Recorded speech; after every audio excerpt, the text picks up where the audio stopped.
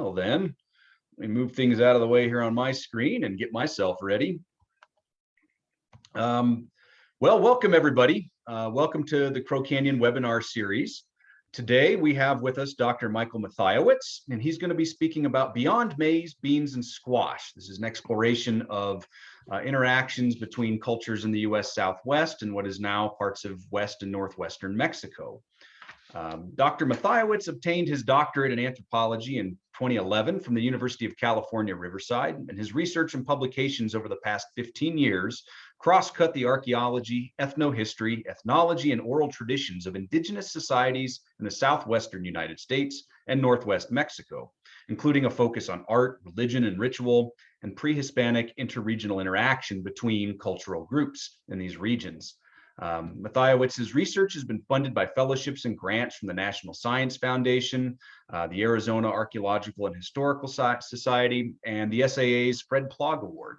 He's the co-editor, along with Dr. Andrew Turner, of a new edited volume entitled Flower Worlds: Religion, Aesthetics, and Ideology in Mesoamerica and the American Southwest. And he is co-editor with Dr. John Pohl of a forthcoming edited volume entitled Reassessing the Astatlan World, Cultural Dynamics in Post-Classic West Mexico. Now, first of all, I want to say thank you to a few folks. And first and foremost, thanks to our viewers. You really make the difference on this. You're the ones who've made this webinar series such a success over the past year. We would ask that you please consider a donation to the Crow Canyon Annual Fund when you register for a webinar. Just to let you know, a Crow Canyon trustee has actually made a $50,000 challenge match for 2021. So every dollar that you contribute in support of the Discover Archaeology webinar series, which is bringing you this webinar today, will be matched up to a total of $50,000. And that's great. That's what allows us to keep bringing programming like this to all of you out there. And I think that this has been one of the greatest things that we've come up with in the last few years. At this point, many of you are probably familiar with the format of Zoom video conferencing, but if you're not, I'll give you a couple of pointers here. First of all, you can move the talking heads. You probably see at this point myself, Dr. Mathiowetz, and Taylor. You can actually click on that and move our heads out of the way, especially if you're trying to see something more closely on a slide. Just click on that and you can actually make it so that it's a single head. You can move it out of the way. Now you will see a live transcription service that's available as well. I will let you know it sometimes struggles with archaeological terminology and words that are not in English. We're not the ones actually typing that, it's automatic. So be forewarned, it might not be 100% accurate.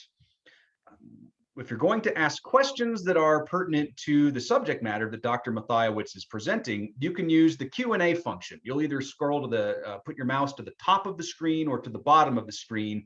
A little bar will pop up and you can see where it says Q&A. So with questions that are pertinent to the subject matter, you can toss them in there. The chat function, I'm not sure if it's been enabled or not on this one. We use that more for dialogue between participants, but the official questions that we will try to address in the Q&A, that goes into the Q&A function. We're going to address all questions at the end of this webinar. We're not going to pause and try to address any of them in the middle. If you seem to be having difficulties with the Zoom, a fallback is to head over to our Facebook account where we have a live stream going simultaneously with this Zoom webinar.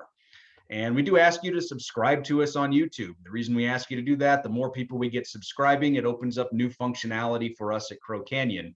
They have different thresholds for how many subscribers do you have that allow you to do more things. So here at Crow Canyon, our mission is to empower present and future generations by making the human past accessible and relevant through archaeological research, experiential education, and American Indian knowledge. Now you can find us at crowcanyon.org online, where we have updates about what we're doing this season, access to our research, and other things that you might find up there of educational value.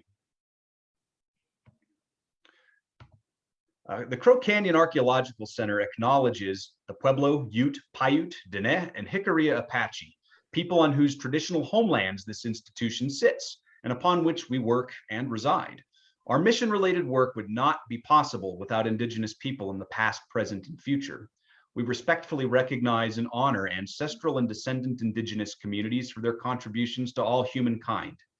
Crow Canyon is grateful to all Indigenous people and supports the preservation and protection of cultural traditions, ancestral connections, and sacred lands.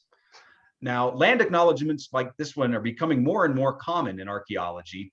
And my hope is that as they become more common, they don't become rote. The point is to get you thinking about the places that you live, the Indigenous communities that you might be living near and among, and on whose lands you might reside. So I encourage you all to continue research, depending on where you are, and get to know a little bit more about the history of the people who undoubtedly still live in the area where you reside.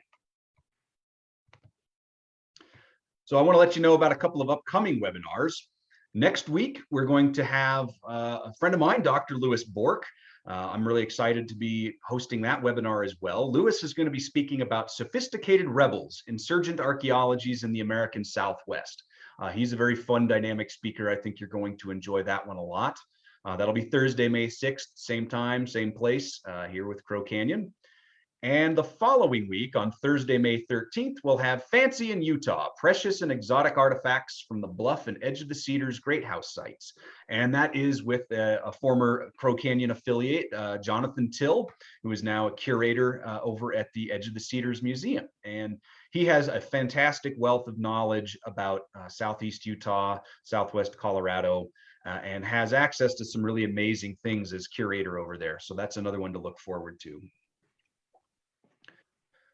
You can make a difference. The times have been tough for a lot of folks. In particular, it's been rough on Indigenous communities over the past year. Crow Canyon has sought out a variety of ways that you can provide relief and assistance for Indigenous communities, Native American communities here in the Southwest. So you can go to the Pueblo Relief Fund, the Hopi Relief Fund, the Navajo and Hopi Families COVID Relief Fund, and the official Navajo Nation COVID-19 Relief Fund. These are all places that we've checked out, and these funds are continuing to go to support communities that are struggling with financial distress during the shutdowns, during COVID, loss of revenue from tourism, and other issues. So I've already given an introduction to Dr. Mathiowetz. He's been patiently waiting while I've been working my way through our pre-webinar rundown. So without any further ado, I'm going to turn it over to Dr. Mathiowetz, and he's going to speak about beyond maize, beans, and squash. Let me stop my screen share here, and then you ought to be able to bring yours around.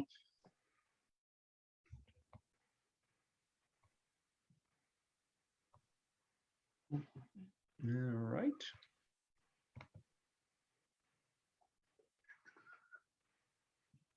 Okay. All right, ready?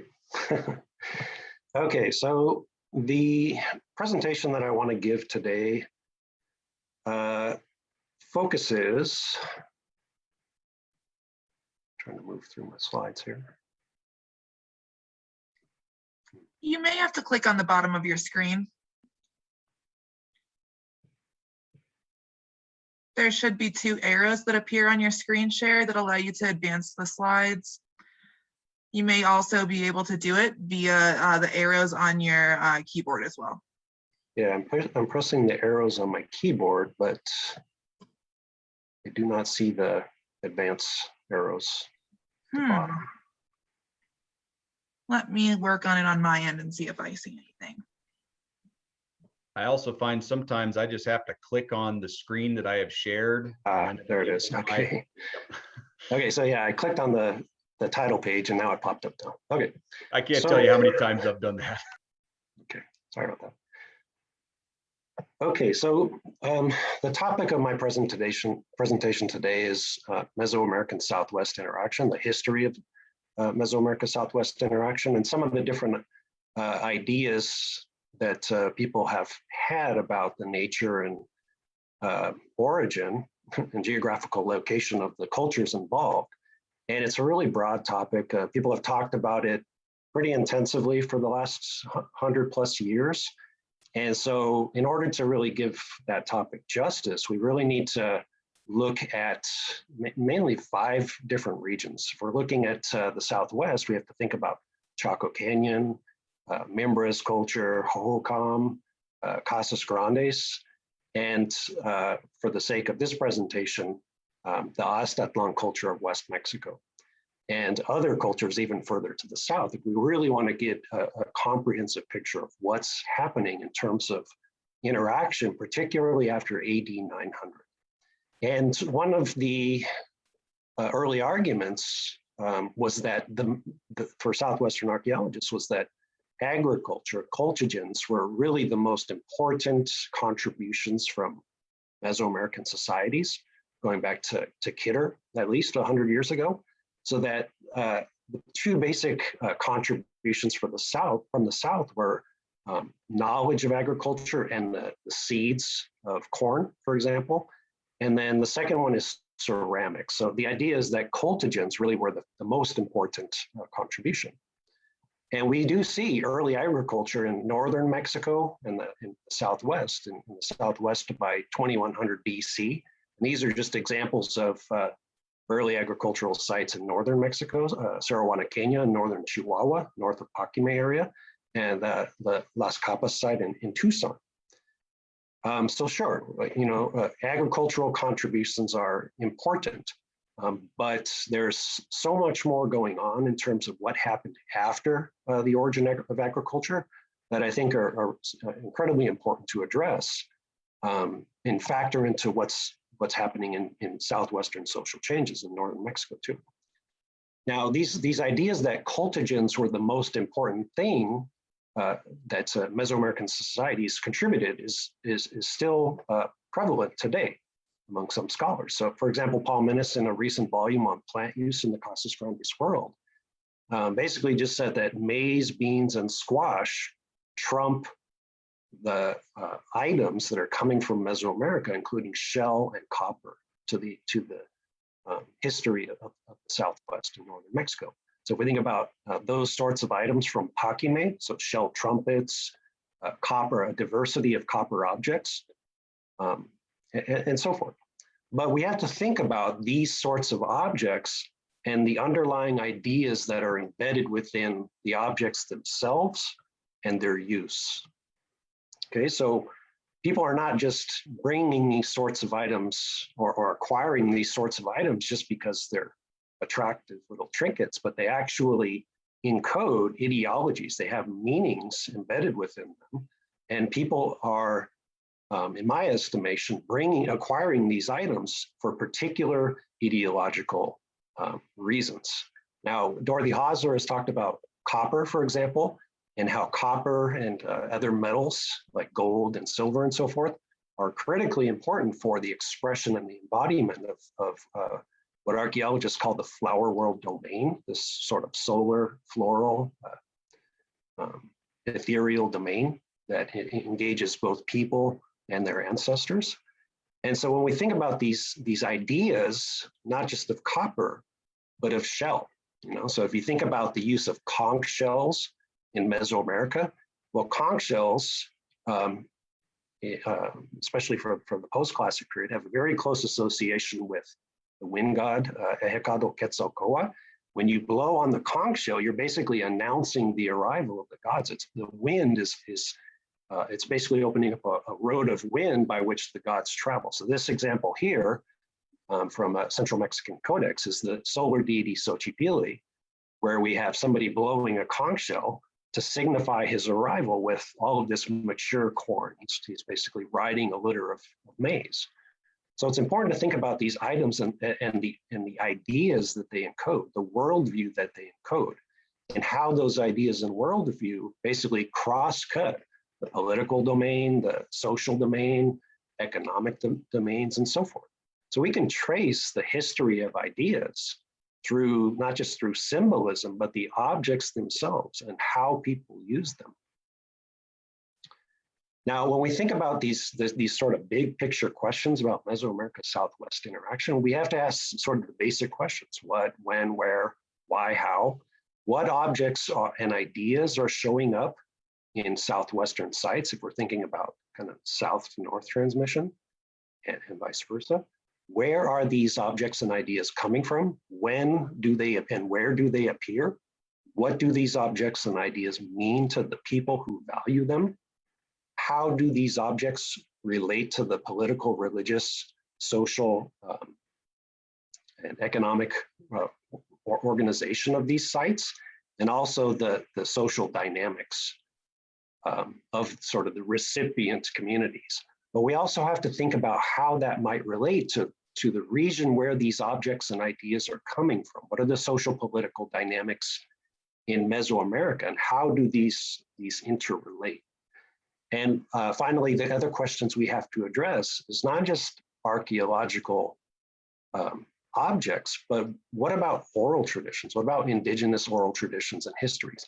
How do those indigenous narratives intersect with scientific archaeological interpretations? And so that's one of the main goals then, is to ask all of these questions in order to develop a more holistic and historical model of social change in the past, long distance interaction, and just sort of broader social dynamics. We have to be looking at many different areas, many different time periods, many different perspectives, in addition to just the archaeological record. So we have to develop holistic models that are faithful to the archaeological record. We have to give equal consideration to descendant indigenous oral histories. It's important to deeply engage, critically engage the ethnohistoric and ethnographic record, and look at all of the evidence from all of these different regions that are involved in these transactions. So I think that this is sort of a more broadly holistic, continental scale collaborative approach that we can really get to understand what's going on in these long-term dynamics, social dynamics. Now, this is, in the last couple of decades, become really increasingly a valuable approach in looking at native traditions and how they intersect with the archaeology. So there's a number of volumes that have come out recently in terms of Hopi collaboration with archaeologists, Zuni collaboration with archaeologists in different regions, collaborations as well in the Rio San Pedro Valley and so forth, for example. But in Mesoamerica, this sort of approach is really sort of in its infancy. Now, when we look at oral traditions, if we look at the ethnographic record, the ethnohistoric record, and contemporary perspectives, there's an incredibly dynamic history of migration that's encoded and has been repetitively encoded in oral traditions since ethnographers first started to look at these sorts of connections. Now, for example, Zuni have oral traditions that talk about the sort of the dividing of groups of people between those who chose a raven egg and those who chose a macaw egg. Those who chose the macaw egg went further south into Mexico and became the lost others who went to the land of everlasting sunshine. Steve Flexen has talked about this, for example, in relation to Paquime.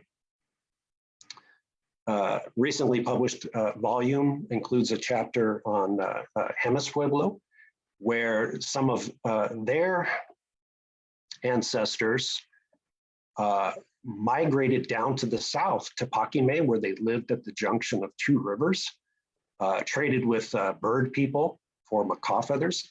And those bird people and their traditions were Aztec. And we know that the Aztec were not involved in Casas Grandes dynamics, but other people, non-Pueblo people, who might be considered Aztec, non-Pueblo people that may have factored into these traditions could be the Ostatlan people in West Mexico, who we know were Casas Grandes people were interacting with.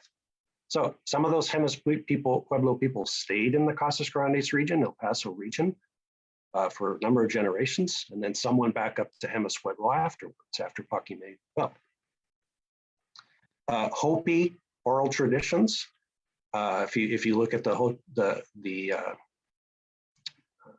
interests of the Hopi Cultural Preservation Office, is tracing their roots, not just through to Mesoamerica, but to South America as well. So looking at petroglyphs and so forth, to look at clan histories that talk about these migrations. Okay, so this one in particular is most important for Astatlan connections, those groups of people coming up from the south. Now, the way that these have been characterized They've been serially recorded by ethnographers for over a century, and they're remarkably consistent. And so it's conceived of not just one particular time or place, but sort of an era of connectivity, of many migrations. And what's interesting about these Palakkopi traditions, these Southern clan traditions, in a thesis by Farrell Sekakaku, a Hopi scholar, he said that this occurred along a large body of water, probably the Gulf of California. So these traditions are pointing us to where those sorts of interactions, those Southern connections, might have occurred. Now this ties in my opinion, to some of the recent scholarship that a few of us, a couple of dozen of us, have been looking at in terms of this concept of the flower world. So these flowery worlds, in their various manifestation, are shared by a number of people in North and West Mexico, all up and down the Pacific coast, in the sort of along the Rio Grande area in Texas, leading down into the Gulf Coast region. Nobody's documented any of these flower world traditions. So that alone itself should tell us as well the orientation of where some of this connectivity should be focused. Now, these flower worlds are manifested differently among different ethnic groups, but they share common themes. So the solar floral realm of life, abundance, revered ancestors, sort of balance, moral balance and ethical balance in society and in nature and so forth. And so there's commonalities that we can see, but local variations. Now for the archaeological record, we can see these objects that are of utmost importance to people in the Southwest who incorporated these Mesoamerican items into their flower world tradition. So for example, copper bells, cacao, scarlet macaws, and really sort of these iridescent, sonorous instruments and so forth really evoke and bring into being these flower worlds. So in that flower worlds volume, my chapter looks at the origin antiquity of this flower worlds complex in northern Mexico and the Southwest. So Robert Wiener has talked about this for Chaco Canyon, but this sort of sensorial domain of sight, sound, smell, and taste, that all of these objects are really reflecting. Okay, so what's a second component of these flower worlds then, aside from the fact that these objects are part of ritual economies and invoke the senses, is that the common consensus among the contributors of this volume is that you have to work, to bring these flower worlds into existence. It takes hard labor. So you have to care for and feed the ancestors. You have to visit sacred landscapes and make offerings. You have to construct altars, make prayer sticks, weave textiles, clean plazas and patios, dance patios, engage in hunting, prepare foods and feast. And it takes the work of individuals and the community collectively to bring these flower world realms of the ancestors into presence. So it's deeply involves austerity and discipline. Now, these are just some sort of the more well-known examples of flower world. So that the Yoeme or Yaqui Seya Ania, the flower world realm of the deer dancer. The Huicho or Wirarica flower world, where they journey to San Luis Potosí to collect peyote, this flowering peyote in the land of dawn.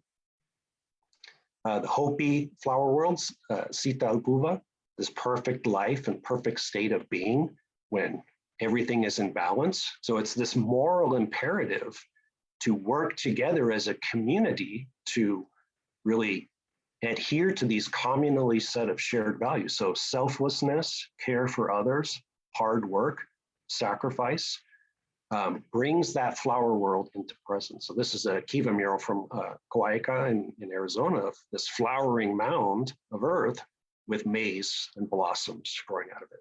This is the flower world brought into presence through these actions. Now, the questions that I'm going to address, or the key points, is what is the history of these flower worlds in northern Mexico and the Southwest? And what I'm going to argue is that there is a very particular part of West Mexico when it comes to Mesoamerica Southwest interaction, very particular part of West Mexico that is critical to understanding the history of Meso-Southwest interaction. So it's this key node here along the coast and into the highlands. And that's when we look at these flower worlds, the variations, Chaco Canyon, Mimbres, and particularly Casas Grandes, most closely resembles that flower world expression in that key Ostatlan zone. Now, when we think about, well, okay, that's pretty far.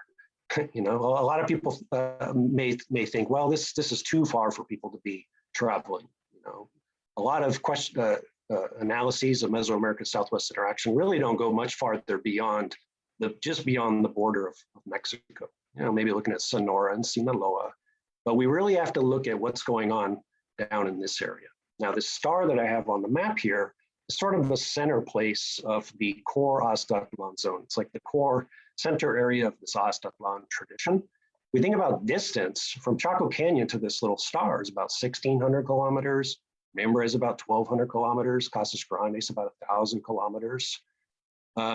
But if we compare that to dynamics in classic Mesoamerica and post-classic Mesoamerica, well, Teotihuacan during the classic period was clearly interacting with the Maya lowlands, sites like Copan over 1,000 kilometers, 1,200 kilometers away, people moving back and forth.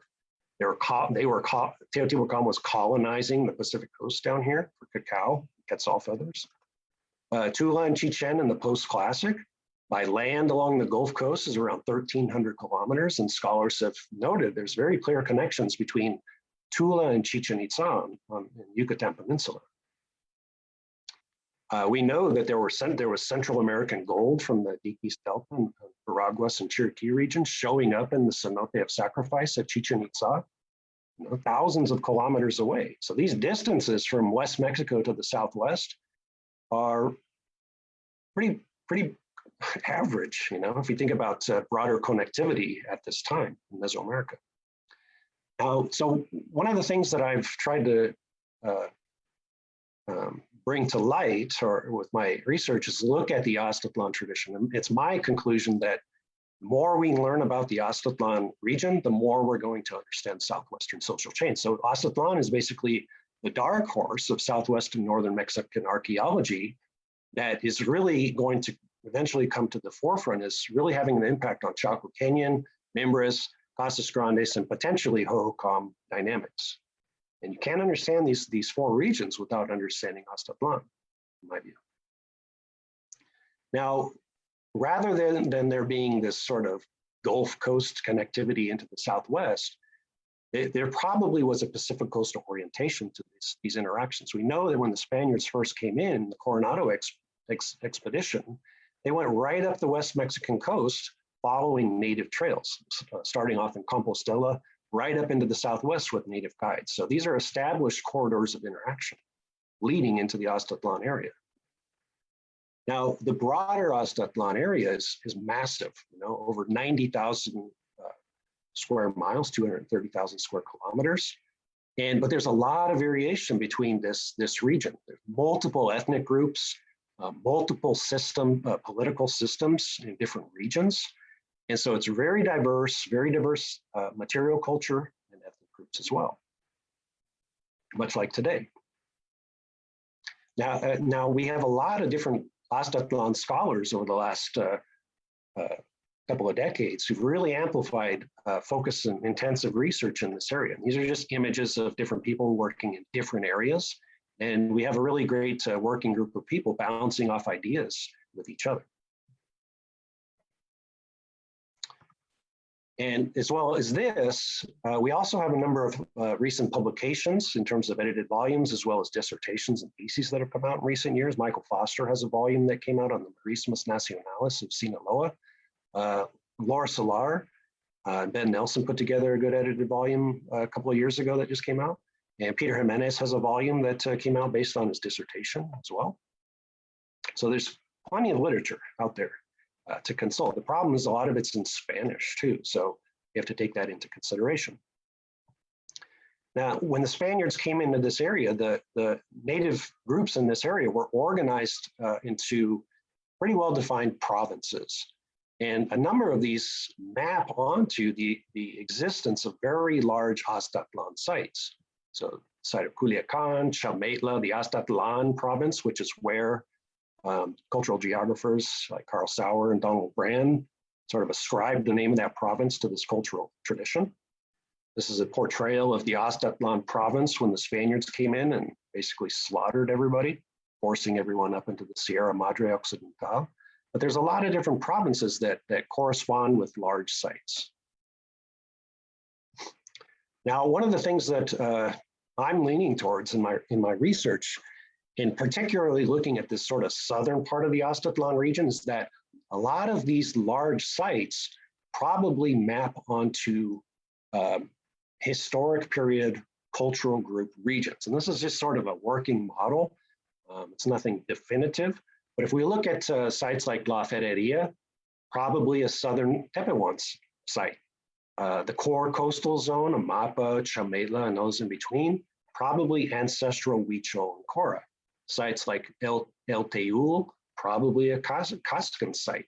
You know, we have other sites like Ixtlan del Rio, Ixtapa, the sites around La Peña. So this looks to be, to me, sort of this integrated network of multi-ethnic cultural groups centered around these large sites. So we can maybe think about connecting the ethnography and the ethnohistory to these archaeological traditions.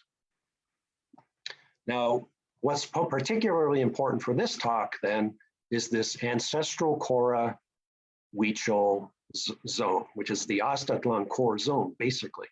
And that's important because when early Southwestern ethnographers looked at the question of Mesoamerica-Southwest interaction, Elsie Clues Parsons said, well, of all the Uto-Aztecan people, Pueblo people look most like, the things that they are doing, look most like the Huichol and Cora.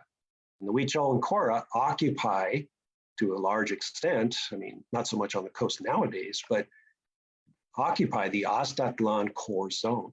So there's probably a history of deep connectivity to this region for Pueblo people. Now, what I think, if we're going to get very specific about it, the area that I think that is most important for the question of Mesoamerica-Southwest interaction basically extends from just north of Chametla, maybe at the farthest up to Mazatlan, all the way down the coast to just south of Puerto Vallarta, Banderas Bay. So it's this core coastal region and these highland routes of connectivity that lead up to this major center of Ixtlan del Rio. So we know that the zone of cacao cultivation basically brackets sites along here and up here. But if we want to narrow it even further, aside from this broad region, this area in particular, the northern part of that region, probably, in my opinion, has the best evidence for connections to the Southwest and northern Mexico, which I'll talk about. Now, what's going on in this region is that after the collapse of large sites like La Quemada and Alta Vista and the earlier Guachimontones, the Teotihuacan tradition, there was this big shift down to the coast. I mean, there's still a lot of sites up in the highlands as well, but there's this shift to decentralization. There's no single large site. There's networks of smaller, there's a number of large political centers with networks of smaller centers as well. And we know from the historical documents that a lot of these communities were controlled by caciques or cacicas and councils of elders. You know, so early historic documents, and it probably was something that was in existence in the prehispanic era as well. And this tells us a lot, this will tell us a lot about Mesoamerican Southwest interaction, is that it's not a single site organizing connectivity, but there could be multiple groups, these large centers centered around families that are the ones that are negotiating with Southwestern and Northwestern Mesoamerican Mexican people. And these relationships could have changed through time. So we have to look at these individual centers as potential actors in these networks of interchange. Now, what's interesting about this region that I outlined is that if we look at the ceramic province that Isabel Kelly defined, back in the 40s. This ceramic province here basically maps onto the Ostatlan core zone. But we see these pockets of coastal ceramics or local imitations, as Daniel Pierce has recently pointed out, leading all the way down to Lake Chapala, La Peña. So this corridor of interaction leading all the way to Lake Chapala pretty much mirrors the main obsidian sources that Ostatlan people were using. So Volcan Las Navajas near Tepic, Ixtlan del Rio, La Jolla. These are all the main obsidian sources for Ostatlan people. So there's this highland lowland corridor, lowland here, leading up into the highlands, that there's sort of this mutualistic exchange relations as well. And that's important. So it's passing right through Ixtlan del Rio. So here's a map of some of these large sites, and these natural corridors leading up into the highlands to Ixtlan del Rio, and then up into El Teul, into the Lake Chapala, Astatlan, Sayula Basin area. So Ixtlan del Rio is going to be a major player in these different networks that are operating at that time. Now, one of the differences between these coastal sites and the highland sites is that the highland sites are all masonry, pretty much all masonry architecture. So La Ferreria, El Teul, Ixtlan del Rio are taking advantage of available stone, the volcanic resources, to craft their structures, the architecture. So this is highland masonry architecture. Down on the coast, a lot of it are large earthen mounds, so pyramids or linear, long linear mounds. And this is primarily to raise structures above the floodplain. So if we think about Puerto Vallarta, the Banderas Bay region, we got these large sites spaced apart, each sort of kind of located along drainages. So this is San Juan de Abajo up in this area up here along the Rio Ameca. Now there are long earthen linear mounds, pyramidal mounds. This is one from up northern Nayarit, San Felipe Astatan, a large pyramid with a sort of a water tank or something on top of it now. But this is lowland sort of mound builder architecture. This is some of the surface ceramics, Ostatlan affiliation from that site. But we also do get some sort of masonry along the coast as well. A lot of it is river cobble. So these are stairways that would have led up to sort of a platform. These are more elaborate cut stone architecture, stairs at the site of a mapa, both in Nayarit. This is Penitas. So we do get sort of a mix of earthen and lowland masonry architecture. Now, what's happening in the Ostatlan region is that there was a clear evidence of this being a really cosmopolitan region. So we have evidence of connectivity to South America, Lower Central America, into highland central Mexico, sort of the southern Mexico, Oaxaca and Pueblo area on the coast, but also up into the north, which is sort of what I'm going to talk about a little bit more detail, Chaco, Mimbres, and Paquimé. So there's a lot going on here. It's very international, it's very cosmopolitan, and this is going to have play a significant role in really understanding these broader continental scale dynamics. Now, when we think about the core zone in Nayarit, the local phases, the local cultural phases are divided into two. If we're looking at the Ostatlan culture, there's the Cerritos phase and the Escuintla phase. Cerritos phase is associated with the Toltecs and also lower Central and South America, although we do have earlier South American connections.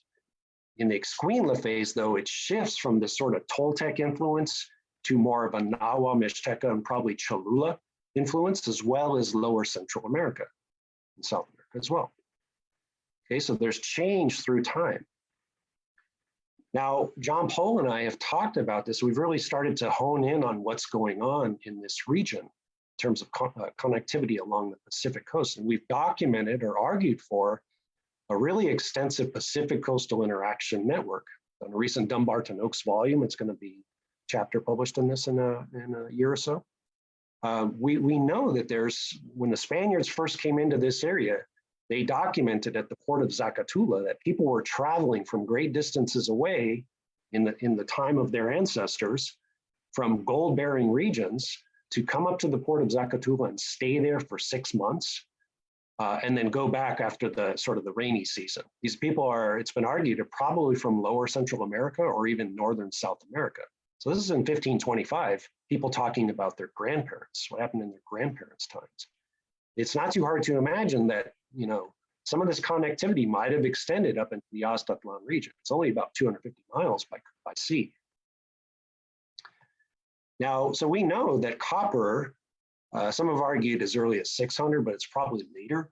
Copper really starts, and alloys really start to become the most important during the Ostatlan era. It's coming from as far as South America, northern South America. So Joe Maujo and Michael Foster argue that copper is most important in after around beginning of the Ostatlan period. So West Mexico is the metallurgy, hearth of metallurgy, as Dorothy Hostler has argued. Now, what's really interesting about some of this evidence for connectivity is we see things like Costa Rican style peg-based statues, as Joe Maujoy and Jose Carlos Beltran have argued, showing up at around Puerto Vallarta. Nothing else like this in the region. And the closest similarities is with Costa Rica. Joe Maujoy has talked about at the site of Omatlan, sort of these hammered stone balls that are very similar to the Diquis Delta region, showing up at southern Ostatlan sites in Tomatlan. So that's really the only place that we see them. So strange. Other evidence for connectivity along the coast is the manufacture of these lead glazed ceramics known as plumbate ceramics down in the, as Hector Neff has talked about, down in the Guatemala, sort of Chiapas border region, are showing up all the way up in Tepic region, and even probably for a little bit further north. So there's these Pacific coastal connections for the transmission of these plumbate wares. I mean, they could be coming from across the highlands here, but I think that more likely it's probably the Pacific coast. Now, what happens at around, we're talking about that Cerritos Escuintla break, is that at around AD 1083 or so, as Arthur Joyce has talked about, there was this movement of individuals from the highland Oaxaca down to the coast. So Lord Atir established this Pacific coastal empire at Teotihuacan. That may have basically served to break off those Toltec connections and then serve to foster this new relationship with West Mexico with the Nahua Mixteca region. So this Teotihuacan empire dominated the Pacific coast in luxury, for the control of luxury goods. So if we're thinking about these historical events that may have shaped these distant regions, this would be one of those major events. And after that event, what we start seeing is new Codex style ceramics. This vessel is from Nayarit, and it looks like it's straight out of the sort of the Nahua Mixteca region, which John Pohl has talked about. Elaborate Codex style scenes. This is right up in the southern Sinaloa border. Some of them matching almost practically identically. So this is a detail of a baptismal scene, two women pouring water over this child. And this is a scene John Pohl has pointed out from the Codex Nuttall of a similar baptismal scene as well. So people are sort of doing the same thing at this time. Now, when we think about the organization of the Ostatlan world, we have to think about political organization, religious organization, and what's going on in these regions. So as I've talked about, there's these particular provinces. This is the Ostatlan province. And along the coast here, we see really highly developed iconography and the development of new religious programs centered on Central Mexican gods. So in Central Mexico, the preeminent deity of the post-classic is the sun god Tonatiuh. So this is an image of him from the Codex Borgia. He's basically the solar disk, and the visible solar disk in the sky. You can break down the iconography, see, oh, he has yellow hair, he's ensconced in this solar disk, he's a warrior holding a spear thrower, wears eagle feather headdress, he has 4 banners, he's got a flower up here at the top, he's a blood drinker. Now, Tonatiuh is the preeminent sun god, but there is a closely related solar deity known as Xochipilli, Piltzintli. And the way I consider him to be is sort of like this invisible life-giving force that resides within or behind the visible solar disk. So here he wears in one codex a Scarlet Macaw headdress. So he's a Scarlet Macaw young sun god. He's responsible for bringing back the corn. He's associated with life and beauty and fertility and vegetation and so forth. This deity in particular is especially important for understanding Mesoamerica, West Mexico dynamics. So he brings the corn maidens back to the Pueblo community. Now, what is important about the Ostatlan region is we start to see the development of a new ideology that's focused on the birth of the sun, so the first dawn. And this is an ideology that we can trace through a lineage of different cultures, including Toltec, the Aztec, the Mixtec, Ostatlan, Casas Grandes, Huichol, Hopi, and others. All goes back to Teotihuacan. So this is iconography from Teotihuacan. And Carl Tabas talked about this extensively. It's this idea that the sun was born in the east at a place called Flower Mountain. And it's been variously attributed to the pyramid of the sun and the pyramid of the feathered serpent, this actual locale. So this birth of the sun creation narrative is really important for epiclassic and also post-classic cultures, certain ones. Now, in the Toltec era, in the early post-classic, we see three main deities in Tula and in Chichen Itza. One is a Venus war god, skeletal Venus war god. The other is the sun god Tonatiuh, and the other is this feathered serpent deity. So it's this sort of trinity of deities related to the birth of the sun from this flowery mountain.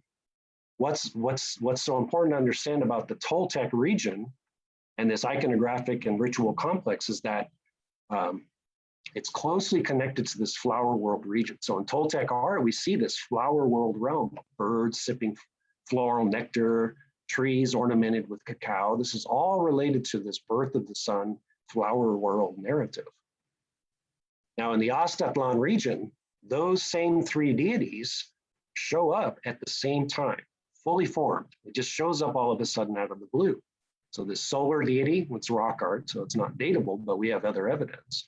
We have a skeletal Venus war god, and we have a feathered serpent deity. These three deities are all important to maize agricultural ritualism in the West Mexico today, the Grand Nair region. It's the same ritual complex related to flower world showing up out of the blue. So it's a co-tradition with the Toltec. And it's very different than what was happening before. So in West Mexico prior to this, going back 1,000 years before, right up until before the Ostatlan era, it's very simple iconography. No evidence of flower world, no evidence of really any complex iconography. So it's like this ideological change, political change, religious change that occurred very quickly. So if we look at that key zone, we're seeing in some parts, clear solar imagery. So this is that rock art side of Arroyo de los Monos in northern Nayarit. That sun on a solar ladder, which we know from Huichol ethnography, that's the ladder that the sun climbs out of the underworld when he's born. We get imagery of solar disks with A-shaped rays, that same area. We get actual depictions of that sun god Xochipilli, way up in sort of the northern part in Sinaloa, exactly the same way that the Aztec are portraying it, exactly the same way that the Toltec and the Mixtec as well portray him. So this is the first clear evidence of Piltzintli, Xochipilli. Piltzintli is his other name. And for the Grand Nair region in West Mexico, this key zone, this Piltzintli sun god, or Xochipilli, is paramount for the Cora, the Nayarit people in Nayarit. Now, the Cora were never really conquered. They were pacified by the Spaniards, and their center of worship is up at the Mesa del Nayar in sort of northeastern Nayarit. This was the center of Xochipilli worship. And what they were doing up there at conquest, or at the contact period, is that there were a lineage of sun gods, a lineage of past rulers who were living sun gods. So they were basically personified sun gods who were intermediaries between the sun and the people. And these are them right there, that lineage of mummified ancestors. So people would make pilgrimages to the Mesa del Nayar to offer flowers and cotton offerings so that the Piltzingli sun would bring rain and by extension, agriculture. Now, John Pohl has pointed out that leadership, this kind of connection to this solar leadership, also plays into other Toltec ritualism. So John Pohl has pointed out that this particular nose piercing rite, or this little jewel that Nahua Mixteca people wear, basically links them into a Toltec lineage. So they're basically passing, it's a way to sort of convey that they are now part of this sort of Tolteca Chichimeca lineage. It gives them a particular title of landholding elite. That's what, as John Pohl has pointed out, some of the Ostatlan people are doing as well. They're getting this same nose piercing that conveys to people that they themselves, they see themselves as basically Toltecs linked to these lineages, landholding elites in these provinces. So this is a Codex style vessel from Northern Nayarit. So again, just to emphasize, a lot of Toltec stuff going on in this region, almost to the point that I would consider it to be Western Toltec early on. Now, what's important about this core region is that these people are really interested in colonizing areas outside of this region. So Joe Mountjoy has talked about sites down in south of Puerto Vallarta, where it seems that people are coming in as colonizers from around Amapa, setting up shop, sort of taking over the local political system and exploiting local resources. For example, shell, spondylus shell. So Susana Ramirez and colleagues have argued the same thing for the area around Lake Chapala, La Peña site, that there's basically this new intrusion of political, economic, and ideological order that's coming from this core zone. So people are from this core zone are really interested in traveling, really interested in dominating areas where there are economic resources, you know, figuring out how they can bring themselves into that network of wealth. So I see this whole Xochipilli sun god complex as being essentially situated in this core zone, but the expansion of the Ostatlan tradition is related to that sort of colonization. So this ideology and this whole political order is really moving out from this core zone pretty far and intersecting with various ethnic groups in the region. So again, this is all just sort of stuff that's being developed and sort of is going to be refined as we learn more about the archaeology of this region. Now, if we think about this whole coastal corridor leading into Lake Chapala, well, that's where we see, if we look at early historical maps from the 1570s, this is the Rio Santiago, Lake Chapala down here. We see a number of towns that are named Xochipilli, Xochipila. The site of Ahuacatlan, right next to Ixtlan del Rio, had a barrio known as Xochipil. These are all references to that sun god Xochipilli, right along this corridor. What's so cool though is that at Ahuacatlan, it's the barrio of Xochipil, we can still see today when we go to Ahuacatlan, when I was doing fieldwork there, people remember this and they're commemorating these earlier Xochipilli barrios. This is the hotel I stayed at in Ahuacatlan, where the owner was commemorating this as the location of the barrio of Xochipilli in the 1500s. Up in El Teul in Zacatecas, in the Juchipila Valley to the east, we get toponyms of this solar deity, Xochipilli, as sort of this flower god, this young boy that's a beautiful little boy holding marigold flowers. Probably the Kashkan side of Las Ventanas in the Juchipila Valley. So these multiple ethnic groups are adopting what is essentially a coastal core zone Ostatlan sun god complex. Now, Huichol and Kora people still practice these rituals of Xochipilli and the sun today. Huichol people, they're very well known for their Peyote Pilgrimage, beginning on the coast, going all the way by foot to San Luis Potosi to collect peyote. It takes place, the beginning of their journey takes place at a rock right off the coast, right in the middle of the Ostatlan core zone. So these are probably pretty ancient ritual practices. And what they're doing in their journey is they're going to the coast, walking all the way to San Luis Potosi, to a particular mountain, so that they can watch the first birth of the sun, the birth of the sun at the first dawn. And they do this each year as part of sort of ritual cargos, where they go as the gods to congregate to watch the sun being born. And this is their flower mountain in Wirikuta, where they watch the sun. So the Huichol sun god, his name is Ayao, but he's closely related to Xochipilli, in my opinion. Now, he's also related to Macaws. So when the sun was first born at Wirikuta, the macaw was really important because he basically announced the birth of the sun. So this is a wooden macaw effigy that Lumholtz documented, related to the 5 directions. So that the macaws beat its wings, and all of the feathers of the macaw and the parrots are used in prayer sticks today in relation to the birth of the sun. And when the sun rises, he basically asks all of the clouds not to really interfere, maybe contribute to, but don't interfere with the growth of the corn. Once I'm born as the sun, he's going to essentially provide all of the wealth to the people, agricultural wealth. The clouds gather, the corn is nourished, and that is where they sustain themselves. So it's a very basic premise. Why this is so important is because those clouds that gather is all part of this Tlaloc complex that we're seeing in West Mexico. So all of this Tlaloc iconography in effigy vessels and incensarios and copper bells are all related to this sort of ancestral rain complex that probably is related to the Katsina ritualism that developed 300 some odd years later. Okay, so we get pipes, we get depictions of people in the iconography smoking these pipes.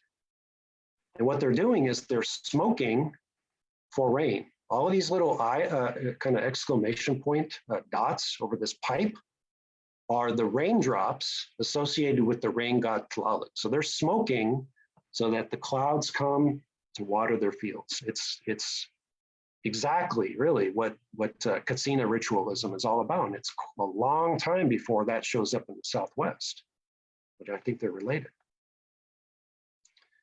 Now, this is all related to flower world because when the rains come, brought by Tlaloc, they water the earth and all of the flowers start to bloom. So we do see flower-like imagery in the Lake Chapala region. Susana Ramirez and colleagues have pointed out flowers, not really particularly in association with flower world, but that's what that is. It's really rare in the Lake Chapala area, but as early as 850, 900, right at the beginning of Astatlan.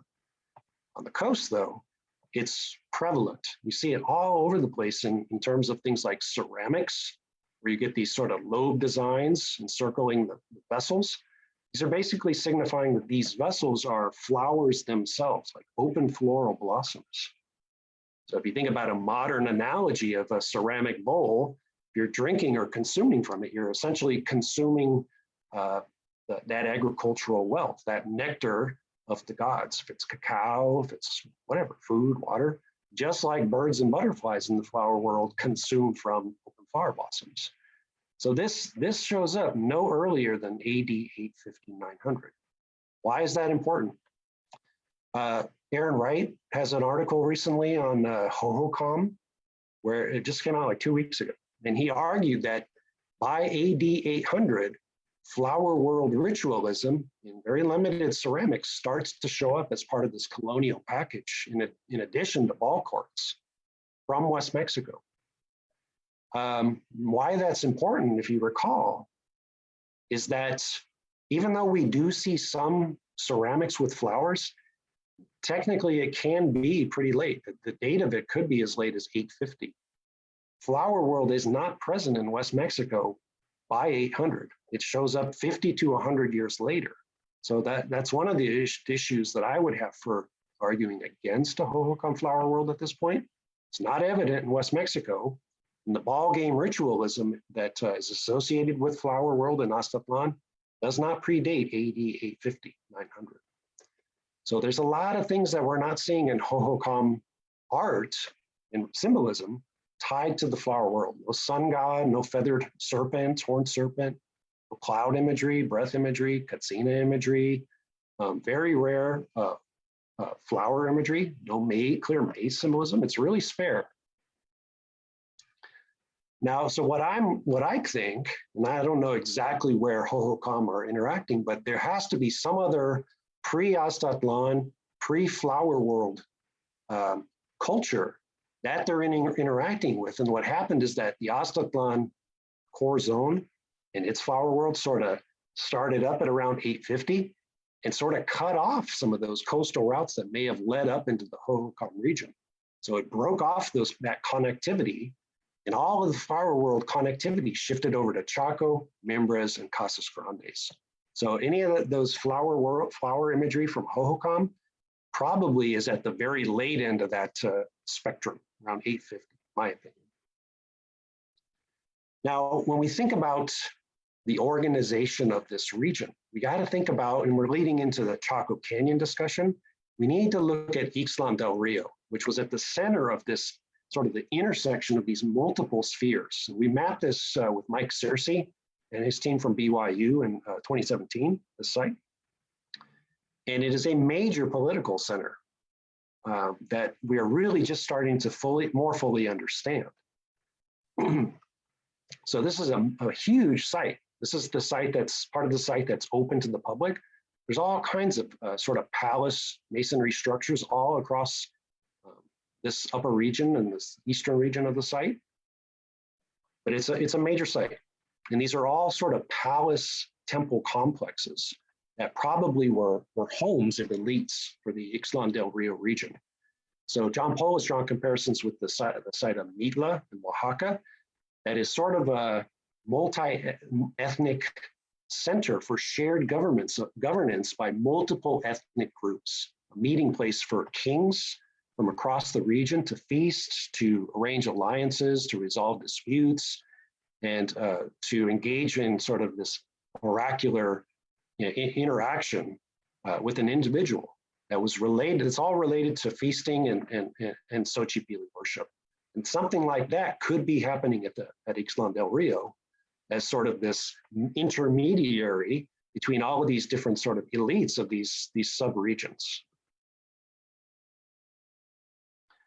Now, so what we're looking at is Ixtlan del Rio, sort of this multi-ethnic group, multi-family sort of palace complex, and secondary individual sites in the outlying regions. So I excavated I led the excavations as part of a project with, led by Jose Carlos Beltran and Jorge Morales, where we excavated one of these little sort of palace compounds, 2014. And so this is a before picture. It's all sort of this rubble mound, but below that is this remains of one of these Ixtlan del Rio sort of palaces. Again, this is right near that area where the Xochipilli barrio was, that I pointed out. So these palaces, this is the biggest structure at the site, are supported by columns, square columns, this interior bench right here, this interior room here. I liken to sort of like a great house. This is an individual local elite who has obligations towards the main center of Ixtlan del Rio, probably. And it was constructed, has its own particular cemetery associated with the structure, but it was constructed in adjacent to a shaft tomb area. There's sort of this long-term, not continuity, but interest in that particular area for multiple cultures. So this palace compound. It's located right next to this major volcano that erupted at around 990 to 1020. So it was built right on top of the ash, the Plinian eruption, ash and pumice from this eruption, right on that main corridor leading through the coast. So there's a lot of dynamics that population dynamics that undoubtedly occurred when this eruption of the Sebaruco volcano occurred, that probably impacted not just local dynamics, but those that in this region, but those that relate to connectivity with the Southwest. Because right at that eruption time, at around 990 to 1020, is when we really start to see flower world stuff or connectivity showing up with Chaco, Membres, and then Paquime. So what I want to look at now is Chaco connections to the coasts and Ixtlan del Rio. It's related. Now, we're all should be familiar with Steve Lexon's recent arguments about this Mesoamerican altepidal model, where we have this core zone of Chaco Canyon and all of these sort of secondary outliers, these great houses. Now, I know that a lot of scholars don't agree with Steve Lexon, but if we were to take that as sort of a principle to build upon, there's got to be somewhere in Mesoamerica that Chaco people are interacting with that is doing something similar. And that's essentially what I'm arguing for, what we're seeing at Ixtlan del Rio, the center of these palace compounds that are drawing upon secondary elites at these outliers, such as that site of La Pitayera near Ahuacatlan. So it's sort of like this altepidal model of these great houses, where we have sort of multiple ethnic groups converging at the center, and then individual palace compounds scattered. This one's 9 kilometers away, but they're as far as, 9 miles away, but they're as far as 30 miles away as well. But we don't really understand the archaeology of this region yet. But the point being, though, is that there's really similar sort of altepidal systems functioning at the northern end and the southern end of these broader interaction spheres. So this altepidal system then is engaging with sort of those probable multiple ethnic group systems that are intersecting with the Ixtlan del Rio system.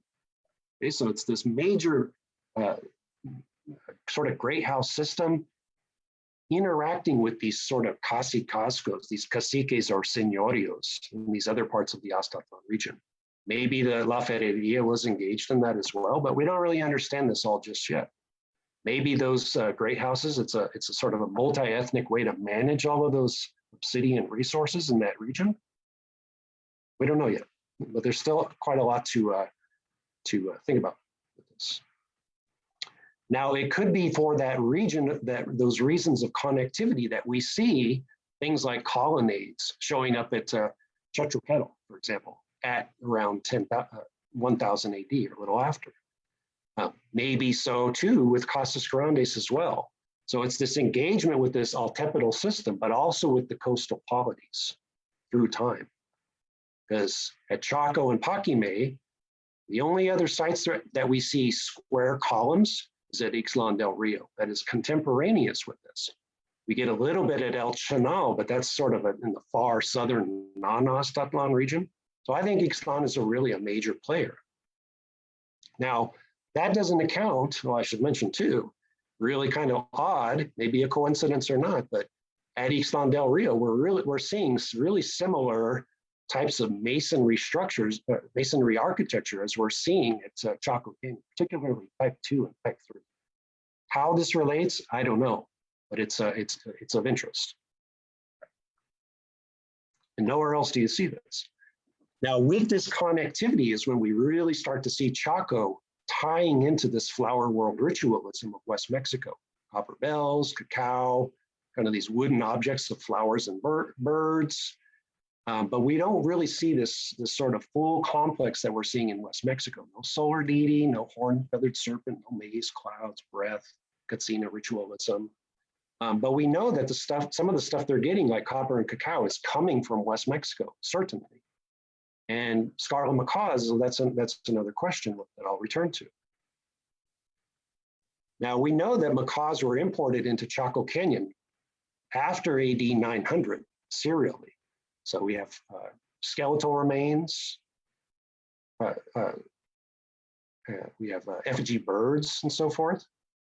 And this engagement with Mesoamerica corresponds with the development of status hierarchies and connectivity with the AD 1040 fluorescence of Chaco in particular. Now, what we also know from Chaco is that we see a really interesting development in solar observation, astronomical alliances, alignments, and so forth, that develops by the late AD hundreds when Ostatlan was starting, but expanded especially after AD 1030.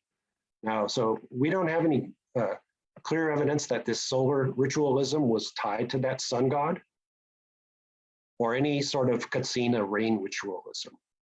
So it's similar, but it's not exactly the same.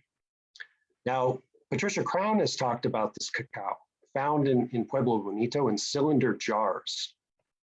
This is an article from, I believe, 2009. And what people have argued is that this cacao probably, or the cylinder jar forms, the inspiration for it, could be coming from Oaxaca, could be coming from somewhere in Guatemala, the Maya area. But what's important to note is that cacao, the very closest region of cacao cultivation, is in the Ostatlan key zone, core zone. And what I've argued in a recent article is that this cacao region is very closely tied to the sun god, the solar deity, Xochipilli-Pilting. This is the sun god carrying cacao beans, cacao seeds. He's the patron of cacao. So the cacao complex and the sun god complex show up at the same time in this core zone. And this cacao cultivation zone today precisely brackets these sort of these Ostatlan core zone regions and the Banderas Bay Ostatlan sites. So there might have been mutual concern with control of this cacao. And it's very different sorts of ceramics that show up in that region, as Isabel Kelly has mentioned, provinces. So it could be ethnic groups in that region that were, whose labor was monopolized to cultivate this cacao, possibly. So it's a really interesting micro zone where this cacao can only grow in this area, not up on the flat, hot coastal plain. So, okay, so this is a better map. So this is, in my opinion, is where the Chacoan cacao is coming from. When the Spaniards came in, they monopolized the local labor force, the Tecoxquin people, to cultivate their cacao orchards in that exact region. So this is the Chacoan cacao source zone. And it still grows in that region today. Here's a milpa, a little home garden up in south of Puerto Vallarta, where we get cacao trees. We get to see the flowering cacao here. So now for Ostatlan people, this cacao was used in ceremonies that probably were related to marriages and alliances, and surely tied into their ritualism. We get portrayals of these particular sort of piriform vessels with this froth. This is a detail of a Codex style vessel from Nayarit. And if we compare that to Mixtec scenes of cacao and marriage consumption, it's the same type of vessel. So these marriages between these two elites in the Mixtec region is probably how the Ostatlan people were using these, this cacao in their rituals. So we get cylinder vessels up and down the coastal region, particularly in this key zone, but sometimes as far north as northern Sinaloa. So all these cylinder vessels are probably from this core zone, this key zone, probably used for cacao processing. This is an example from far northern Sinaloa, a handful up at the site of Guasave in that area, a detail of some of the iconography on it. So these vessel forms are probably made around Culiacan, but the cacao itself, if these were used for cacao consumption, probably is coming from further south. Okay, so the point being then is that at opposite ends of this interaction system are two altipedal systems, the Chaco and Ixtlan del Rio systems. And Chacoan people seem to be interested both at the highland side of Ixtlan, but also the coastal zone where this cacao was being cultivated. And Ostatlan elites were consuming it. Now, so that's the beginning. Mimbres people were doing something similar, but they were interacting, in my opinion, more with the people along the coast. And I'll just talk about that briefly. So this is at the same time.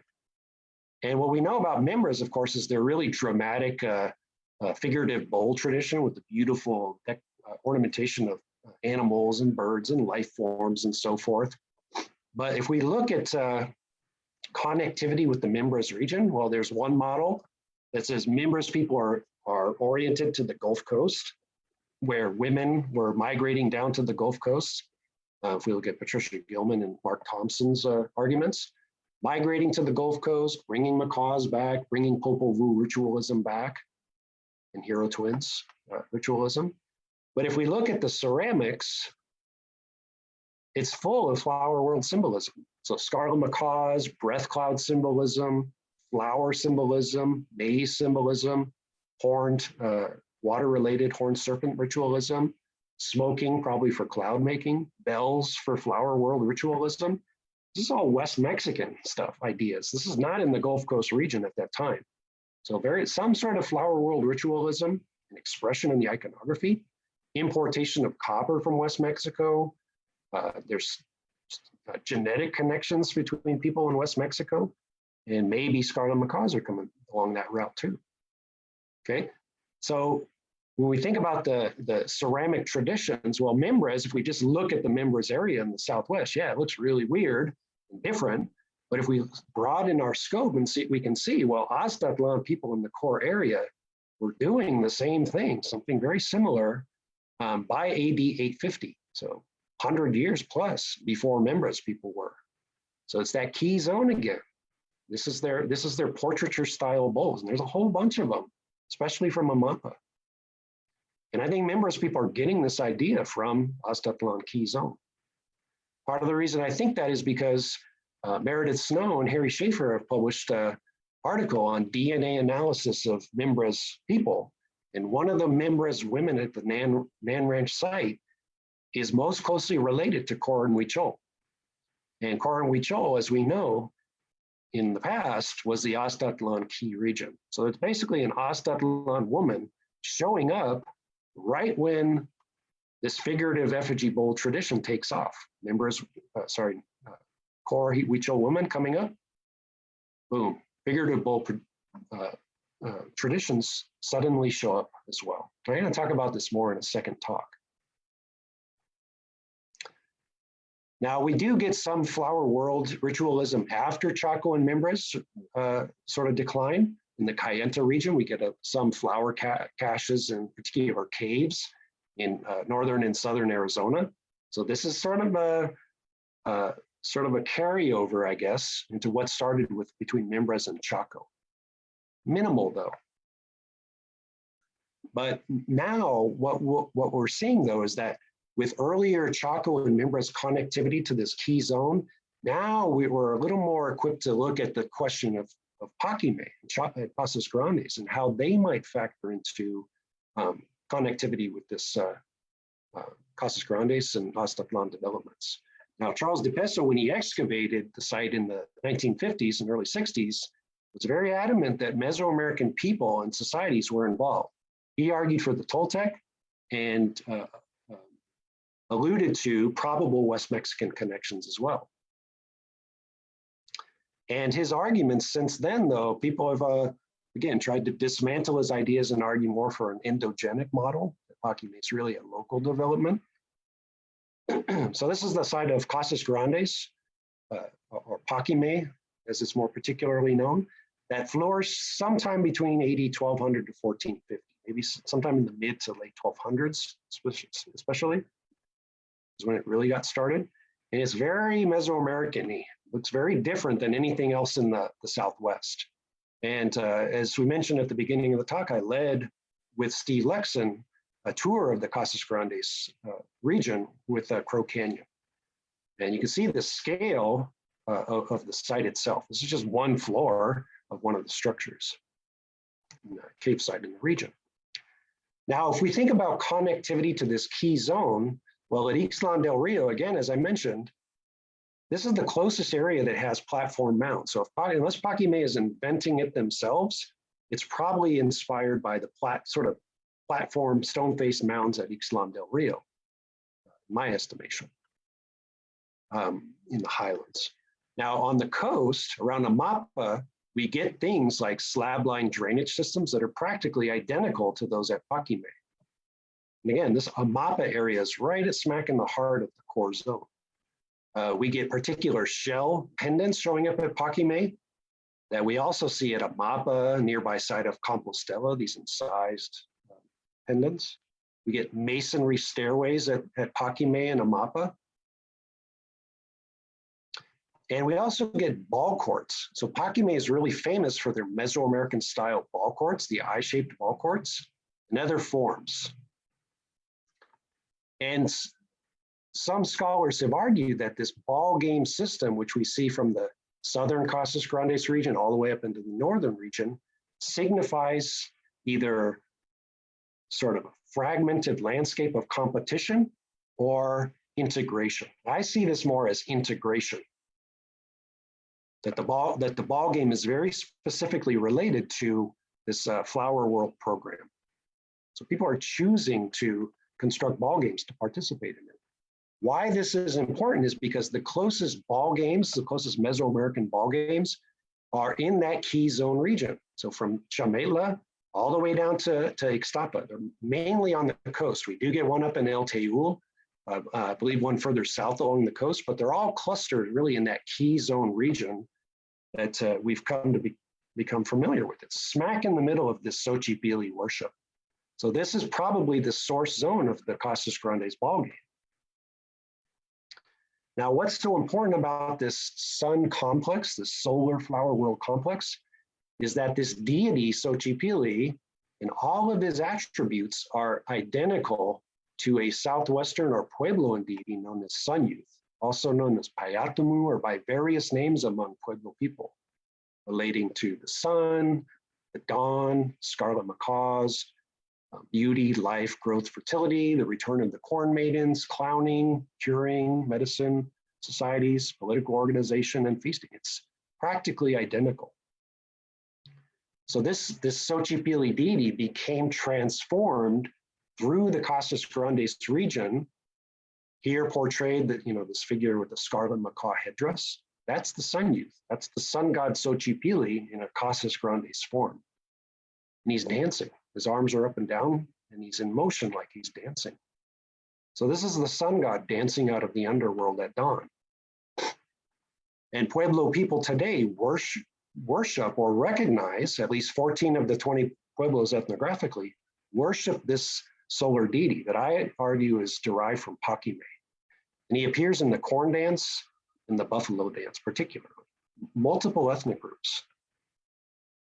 We can see him show up in the glazeware ceramics of the Rio Grande region. So this is the Capitan icon. This is basically that tall dance standard topped with Scarlet Macaw feather headdress.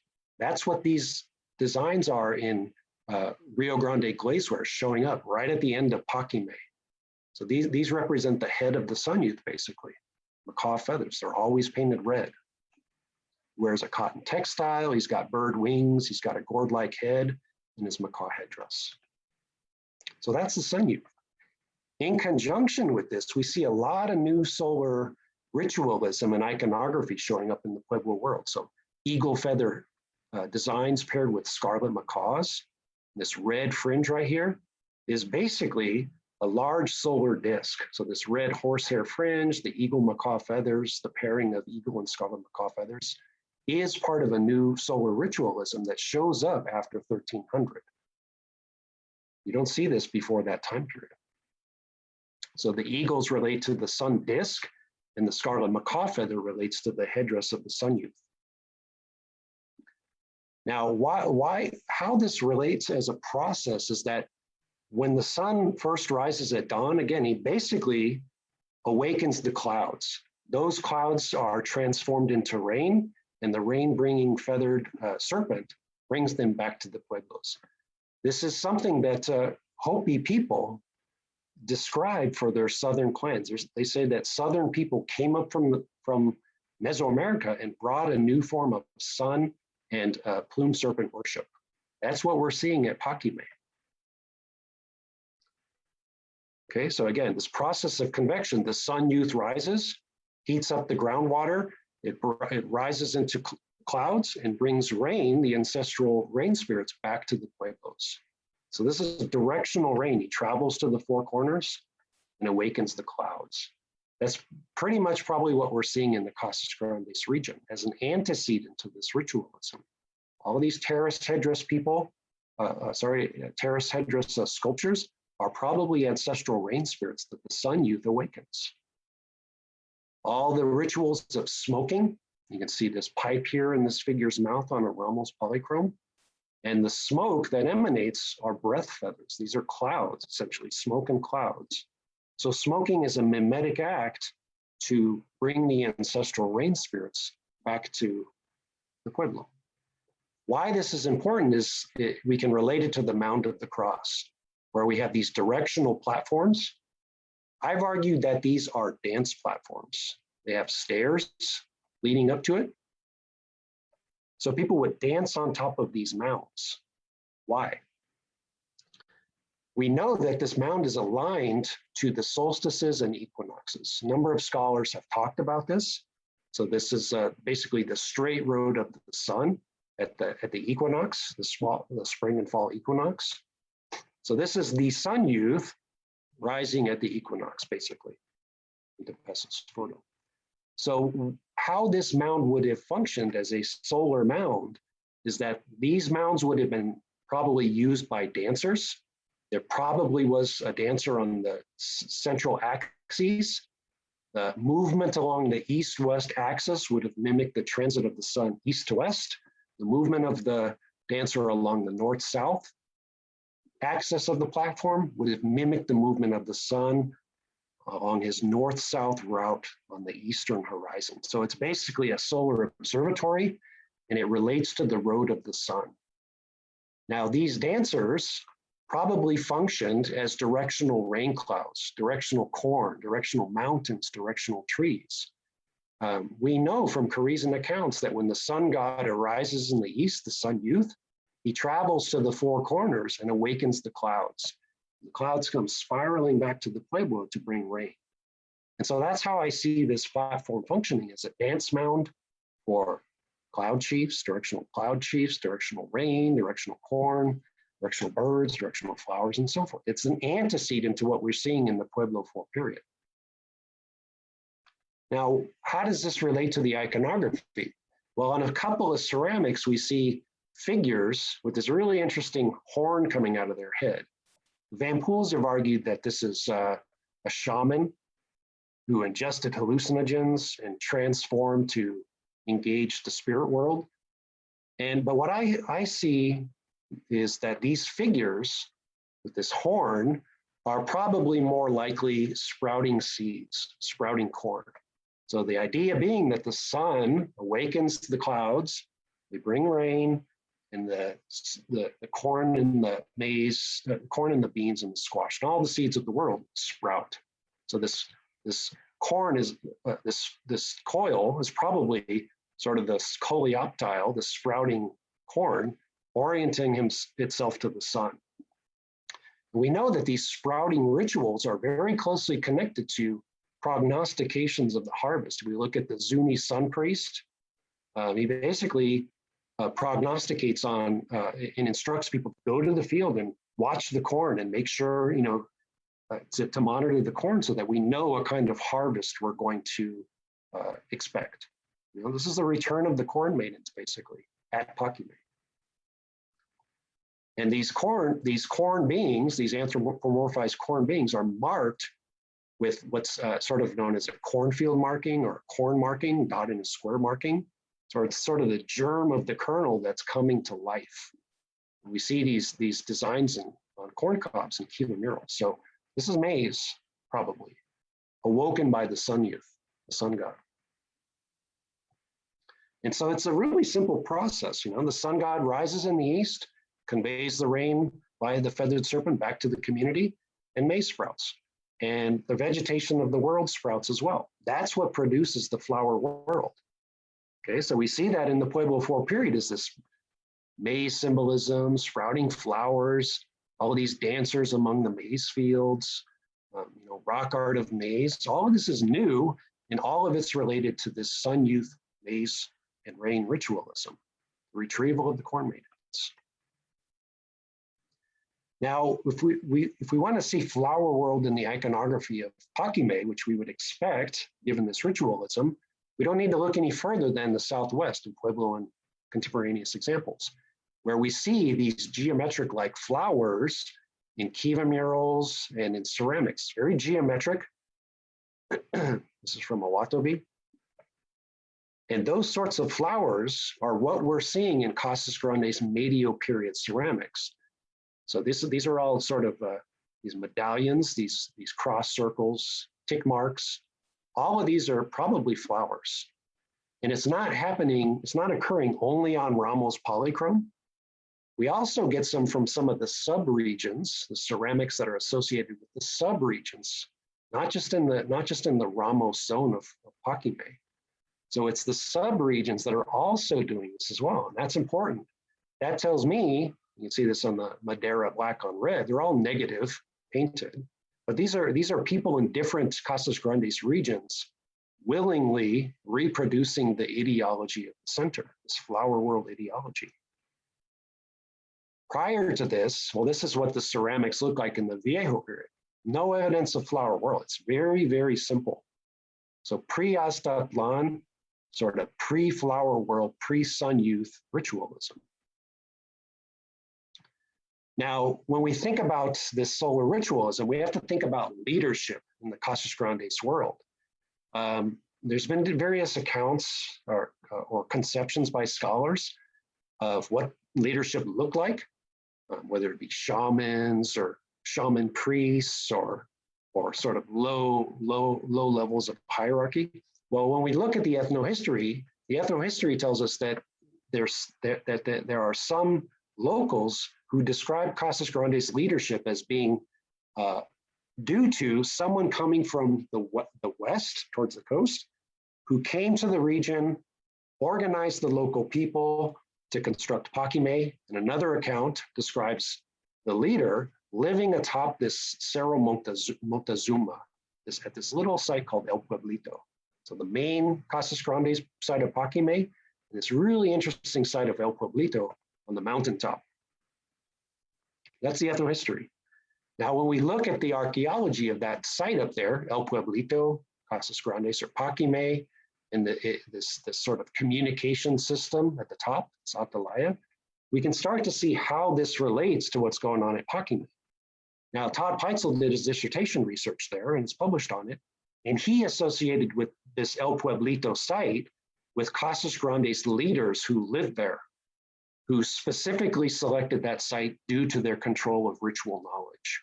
And I sort of build on that as well and argued more specifically that this is probably the home of the Casas Grandes paramount sun priest, sort of like the Zuni Pequin, who is this paramount sun watcher. So this is a restricted access site or retreat for the Casas Grandes leader, who was responsible for sun watching and timing of agricultural ceremonies. So this is the Atalaya on the top, Pakime's down here. We can look at the ethnography and see really similar things. So the community leaders are really responsible for ensuring that the sun stays on his proper path, and that by doing so, it can ensure beneficial results in terms of agricultural fertility, good crops, a long life. That's what the Casas Grandes sun priest, sun leader, was probably doing as well, living atop Cerro Montezuma. So we think of the Hopi sun watcher, the Tawamonwi, which originates in the south, the sun chieftaincy, the Zuni Pequin, the Sia Tiamuni, the cacique, Acoma country chief. All of these leaders are really responsible for watching the sun. And what's so important about the Hopi traditions, again, is that this connects to the Southern clan migration traditions. That the whole Palacopi traditions are centered around the solar sun priest complex. It has to be Pakime, in my opinion, and probably connected to the Ostatlan area. Now, so when the Spaniards first came in, they observed Zuni priests sort of doing the same thing, standing on the top of Pueblos, watching the sun, and then making prognostications and pronouncements of the people below. That's probably a similar role for the Casas Grandes sun priest. Okay, so the sun priest, the Pequin, according to Zuni accounts, has to watch the sun, has to monitor the movement as he moves along the horizon. Watch when the sun turns north and south along the horizon. By doing so, year after year after year, again, that you're really ensuring that the sun follows his proper path so that the community benefits. And that, again, that was likely the role of the sun priest, the Pakime. He's the son of the sun, he's the intermediary. So what's so interesting about this conclusion is that if we look at the site of El Pueblito, so this is that, it's sort of on this little jutting mesa, this is the site itself. This is the room blocks up here, sort of a little plaza with room blocks. Really interesting long mound right here that runs north to south, facing east. Okay, so I've highlighted, this is Todd Peitzel's drawing. There seems to be an opening that leads from the Pueblo right through the wall into a series of rooms right on the eastern side.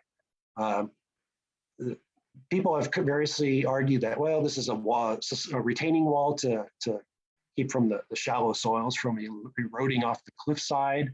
Paul Minnis and colleagues argue that it was basically functionless. But what I'm seeing when I visited up there in 2019 was that this wall was specifically built for these rooms. Okay, so these rooms that are attached to this wall serve a particular purpose. This is the cliff edge right here. And I think that these rooms probably were the solar observatories of the Casas Grandes sun priest and possibly rain priests as well, to watch not just the sun, but also the stars. So we know from Pueblo ethnography that Pleiades, Orion, Sirius, Milky Way, and Venus are really important for astronomical observation. So this particular room right here, when you go inside, the doorway points directly to this particular range where the sun rises at the equinoxes. So probably people, Mike, I should mention too that Mike Searcy and Todd Peitzel and Steve Swanson are also currently looking at sort of how this solar observation works, these at the Mount of the Cross and so forth in the Atalaya system. But what I think is that people are observing the sun rising on the horizons from this particular spot, not necessarily the Atalaya. So there's that land formation, you know, the solstices and equinoxes from that very room 19. Now this feature, this geological feature, is this huge mountain range right here. This is the equinox line of sight from that particular room. So that's key, I think, to solar observations from these particular rooms for the Casas Grandes sun watcher, sun priest. Now, in terms of hierarchy or conceptualizations of hierarchy, we don't need to look any further than the Casas Grandes Tezcatlipoitlapillis, these copper back mirrors, to find evidence for political authority. Minnis and Whalen said that there's no evidence of political authority or objects, but these items tell us that these are people that are responsible for controlling the sun, the birth of the sun, and the movement of the sun. You wear these objects, you are bearing the burden of the sun on your back. So these objects are indisputably related to the sun and New Fire. Those who wore them as signs of political office, and John Paul has mentioned them as gifts between elites, as symbols of authority. And we mutually agree that these objects are probably coming from the Ostatlan region. Okay, so we can look at continuity. We think about Zuni Singer Society wearing an image of the sun on the back, or the Hopi Flute Society. This is really similar, very probably related. So to be a leader of the community, again, you have to have good heart, good intentions, to bear that responsibility of keeping track of or controlling the sun on his straight and narrow path. So he brings blessings to you. Now, the designs on these objects relate to a creature known as the Shiokoa. These are fire serpents that travel to the 4 directions when the sun is born. That's what those designs represent. They're very Toltec-y. We can see them in Toltec art, these Shiokoa, and they're basically just symbolizes the smoke and flames that go to the 4 directions when the sun is born. They're very closely related to leadership and authority. Toltec are using them, Aztec have them as well. It's pan-Mesoamerican, and Paquimé people know exactly what this is used for. It's not some random object just showing up. It'd be, and some people might say, well, there's only one, or there was only one in a few pieces. Well, these are like crown jewels. You know, you don't need 1,000 of them to show political authority. You only need one. And there probably were perishable versions as well. Now, where these are coming from, we look at the art from the Ostatlan key zone, well, we see people wearing them in the iconography.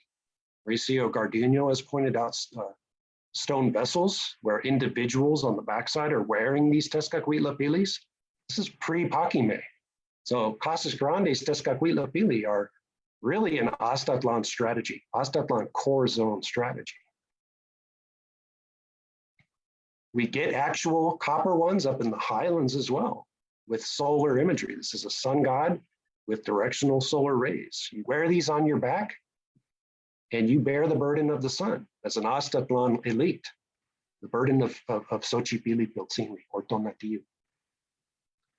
Now this type of strategy, again, is not unique to the Southwestern northern Mexico. A lot of different societies, such as the Natchez and the Mississippian culture, saw their elites as living sun gods. So there's lineages of sun gods, secondary elites for the Natchez that were considered to be as sons. So it's a solar lineage, and Casas Grandes people might have been doing something similar, where that position is passed down generation to generation. Now, Paul Minnis and Michael Whalen have argued that Casas Grandes leadership is similar to Puebloan leadership. So but at a higher scale. It's much more formal and hierarchical in terms of how leaders relate to control of production. So they think it's pretty hierarchical, but not so much like a Mesoamerican society. We look at how John Ware characterizes Puebloan leadership. Well, they're very theocratic, some with centralized hereditary power, control of resources and reallocation, really extensive extractive relations in terms of labor and food and defense, the capability of imposing sanctions, the responsibility for directing ceremonial life. So Casas Grandes rulership is probably like this, 50 times that, because it's not just a single site that is controlling this, but there are multiple regions involved in this. If you are participating as a Casas Grandes person, identifying as a Casas Grandes person, they probably recognize this paramount sun king as the paramount ruler. So there's going to be a lot of different ways that we should look at how negotiations between these sub-regions intersected with this core zone, sun youth, flower world, sun priest complex in the center. Now, for sure, you would think that this sun priest was able to exert some sort of control, especially since labor and control of labor by elites probably factored into how the flower world came into being. There's a lot of work that people needed to do to sustain the polity, clean canals, terraces, cacique fields, grind corn, engage in collecting the harvest, preparing feast, all of these things that Pueblo people do for their caciques, Pueblo Paquimé people probably did as well to sustain the cosmos, basically. Okay, so all of this corn grinding, the agave feasting, this is a cacique field that Paul Minnis and Michael Whalen identified. you have to do this labor as an individual in order to sustain the sun, in order to sustain the sun priest. Because if you let this labor lapse, then you are basically throwing everything into chaos. So it's like a moral imperative, and that's a strong incentive to adhere to these sort of rituals. Because if you don't do them, if you don't do this labor that brings the flower world into existence, everything's in disarray. The polity, moral and ethical imbalance in the individual and community, but also the world as well. So a lapse in sun youth worship basically throws everything into decay and imbalance.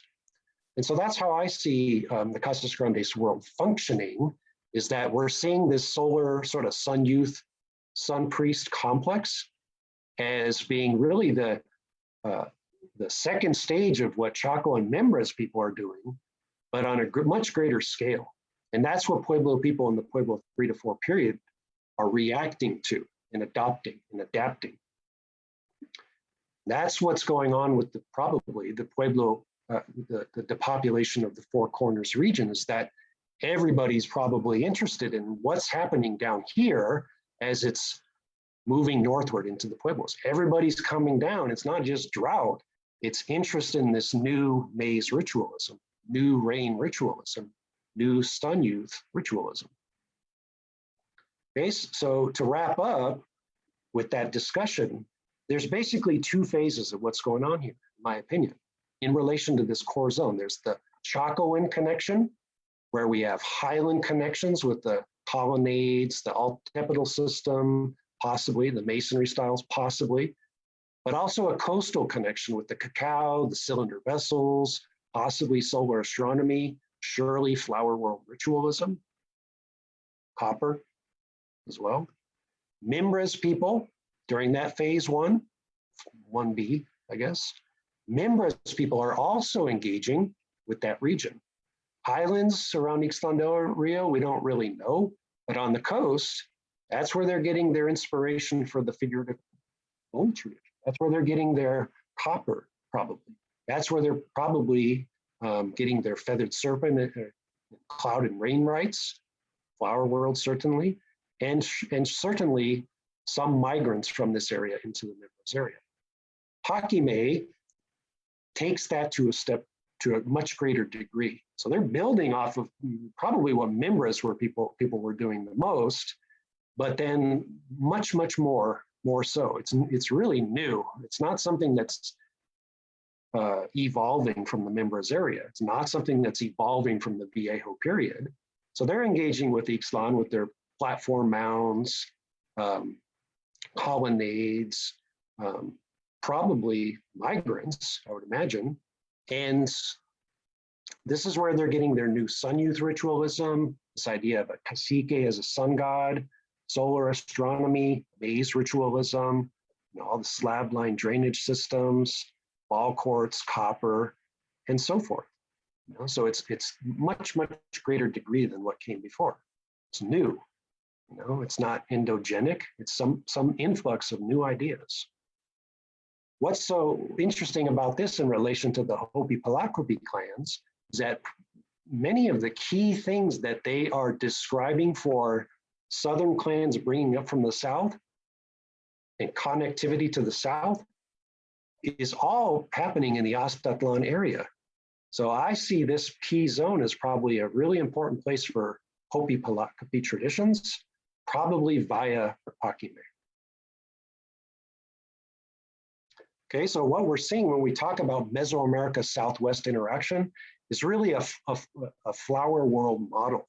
Is that after 8850 to 900, we see the movement of this sun flower world complex to key zones, from this region to the Ostatlan region, up to Chaco and Mimbres, and then down to Hakime. So this interaction, this migration of people circulating throughout this region is probably one of the reasons why we see the spread of this ritualism, this seeding of this ritualism in different areas. Now, just to wrap up, and I'm sorry for taking so long, but this can tell us where those Scarlet Macaws are coming from. if everything practically is coming through West Mexico, we can probably imagine that the macaws were too. Now, we know that Paquimé had a major breeding program by 1250 or so, and that Casas Grandes people at Paquimé and the surrounding regions were breeding, supplemented by imported macaws. So we have hundreds of macaws from this site. But what we know is that before Paquimé, this is a recent study in 2018, people before Paquimé were also breeding macaws somewhere between the source zone and the region of consumption.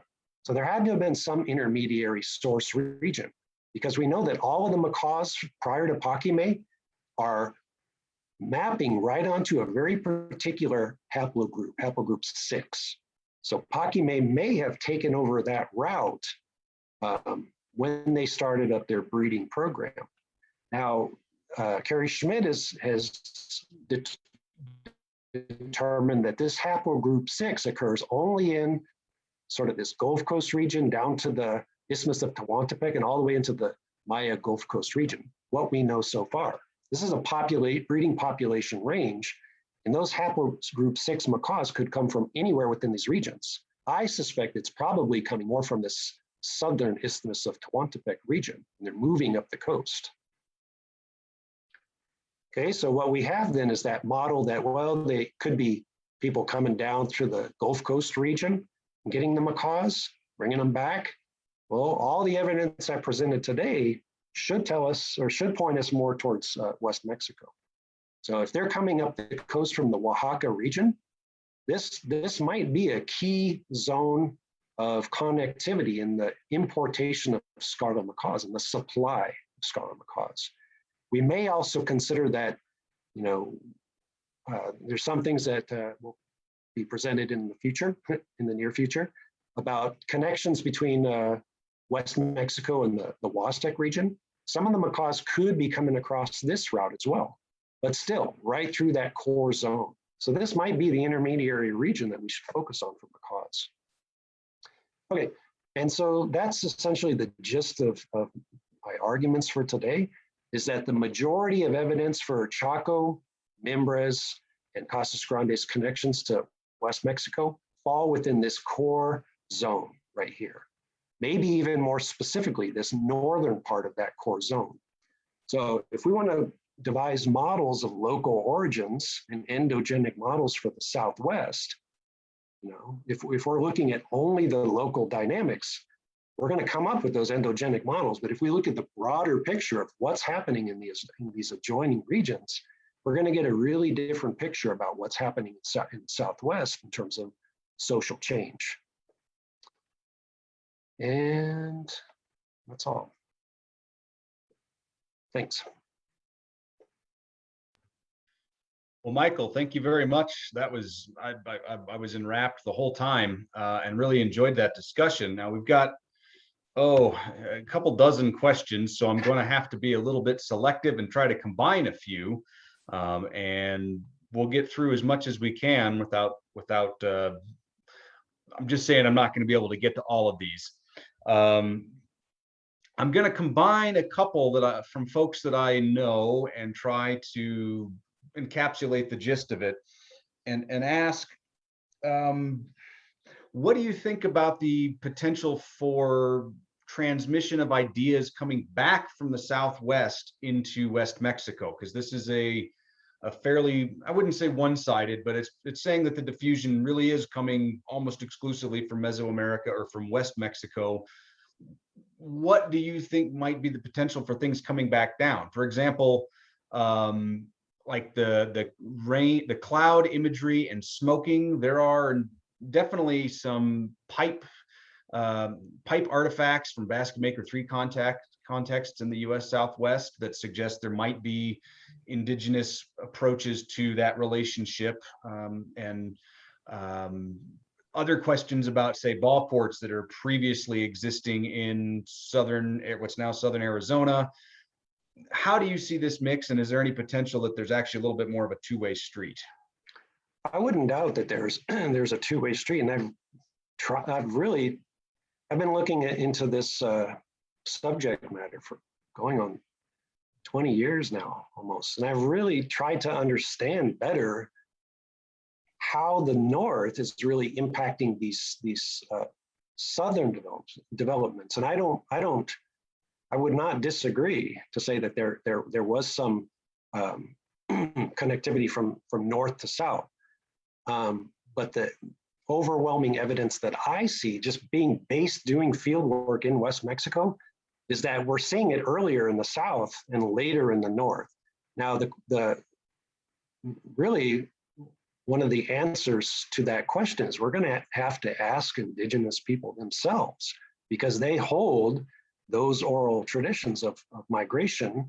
I mean, Zuni, they say that people went down to the south and never returned, or some people came back as traders. So certainly people are moving to the south. I think I recall seeing an account of, I don't know if I'm characterizing this correctly, of Pakime, or where, I'm sure I'm not getting this right, but where people, I think it's in the Casas Grandes region, once that site fell, that some of the leaders, I think Steve Lexon might have talked about this, where some of the people went back down south after that era, you know. So I would not doubt, I mean, we know that some of this connectivity in terms of boat travel along the Pacific coast probably involved people moving from West Mexico down into the South America and Central America. So it's a two-way street, certainly. And that's one of the topics that we're going to have to think about as archaeologists is what are those south to north, or sorry, those north to south connections. But I don't have a real good answer for that right now, because I really primarily see sort of the southern to northern movement of ideas and goods.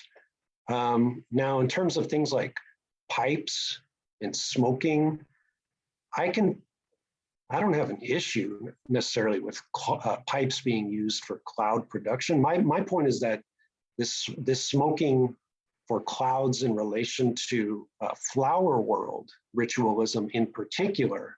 So we might have pipes pre-Ostatlan or pre-flower world or pre-Pueblo 3 to 4 period, but it's operating probably, it could be for clouds, but it's operating within something that's different than the flower world tradition.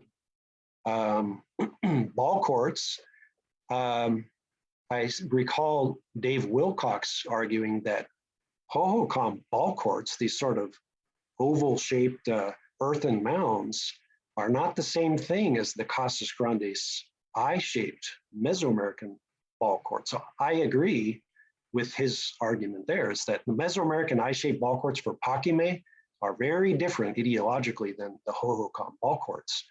And that gets back to that Hohokam connectivity, is that there's probably some other region in West Mexico that's unidentified at this point. If there's a colonial package that's coming up in relation to this connectivity, it's something outside of the flower world ball court tradition that we see in West Mexico showing up at AD 850. So it's something before, it's something different. You know? So at times, some of these material culture items like the ball courts and Hohokam, or cloud blowers being used for smoke production that may or may not be related to clouds and rainmaking, you're seeing these as kind of being then the similarities are remarked upon and captured into this flower world and later sun youth kind of religious symbolism that then spreads through, and that might be one way of looking at that. Correct. Yeah. In your model. Yes, and I haven't. You'd have to point me to what you're referring to in terms of basket maker pipes. I mean, I don't doubt that people were smoking, and it could be for the production of clouds as well. But it's something that seems different than what's going on after this sort of hinge point, AD 850 for West Mexico. Okay. Would you care to comment a little bit on thoughts about linguistic groups? Is this something that's moving back and forth through Uto-Aztecan languages that are maybe not exactly mutually intelligible, or what do you think? Well, Jane Hill was really the first, as a linguist, was the first to define what this kind of flower world ritualism involved and the groups that it was shared with, found among. And she originally conceptualized it as being a Uto-Aztecan phenomenon, but we now know, and she did comment upon, well, it's sort of present in the Maya as well, but with Carl Taub's pioneering research on flower world ritualism across Mesoamerica, we know that there's many different linguistic groups that are participating in this phenomenon and adapting it and adopting it in different ways that are most suitable for themselves.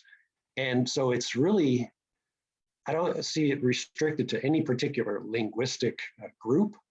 And but the transmission of it is, for me, historical. You know, I don't see it as being everywhere at once, because we don't see any of this iconography, this flower world iconography, clearly prior to this sort of AD 850, 900 hinge point.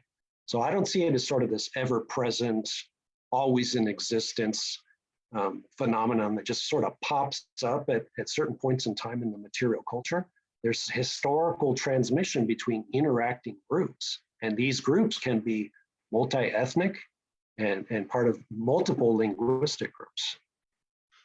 So a big part of what we need to focus on then as archaeologists is just considering that there are these major interaction spheres that people have, regardless of linguistic group, they've maintained these for a very long time and are in a position where when a big change happens, as in the core area of Ostatlan you're talking about, those ideas can make their way rapidly into other places.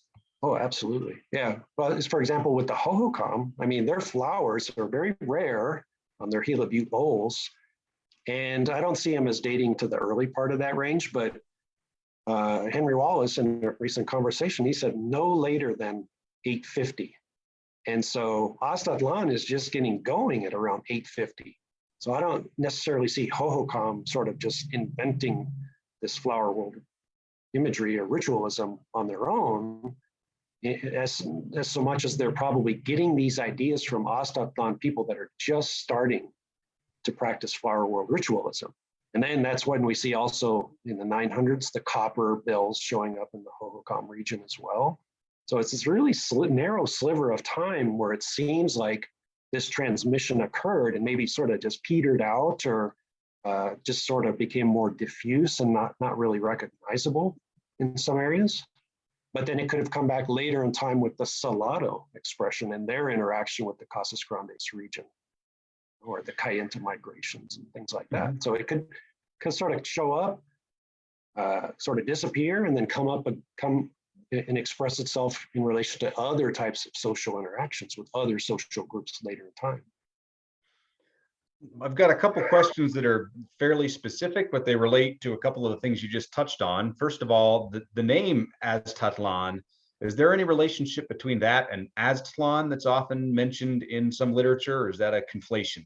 No, so Aztatlan was, when you look at the toponym in the Lienzo de Tlaxcala, the toponym for Aztatlan is a hill atop which is like a white bird, like a heron.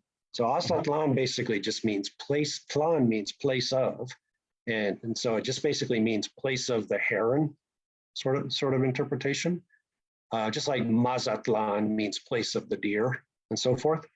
And a lot of people have seen this name Aztatlan ascribed to this cultural tradition. They said, oh, okay, well, that's the mythical homeland or mytho-historical homeland of the Aztec. And we see that a lot in West Mexico. Particularly, there's a island community called Mexcaltitan in the Marismas Nacionales, the estuaries of Nayarit. And some people say, oh, well, that's the home of the Aztec. You know, that's Aztlan, the homeland of the Aztec. And as archaeologists, that's just not the case. There's no Aztec influence in this region. It's a totally different cultural tradition.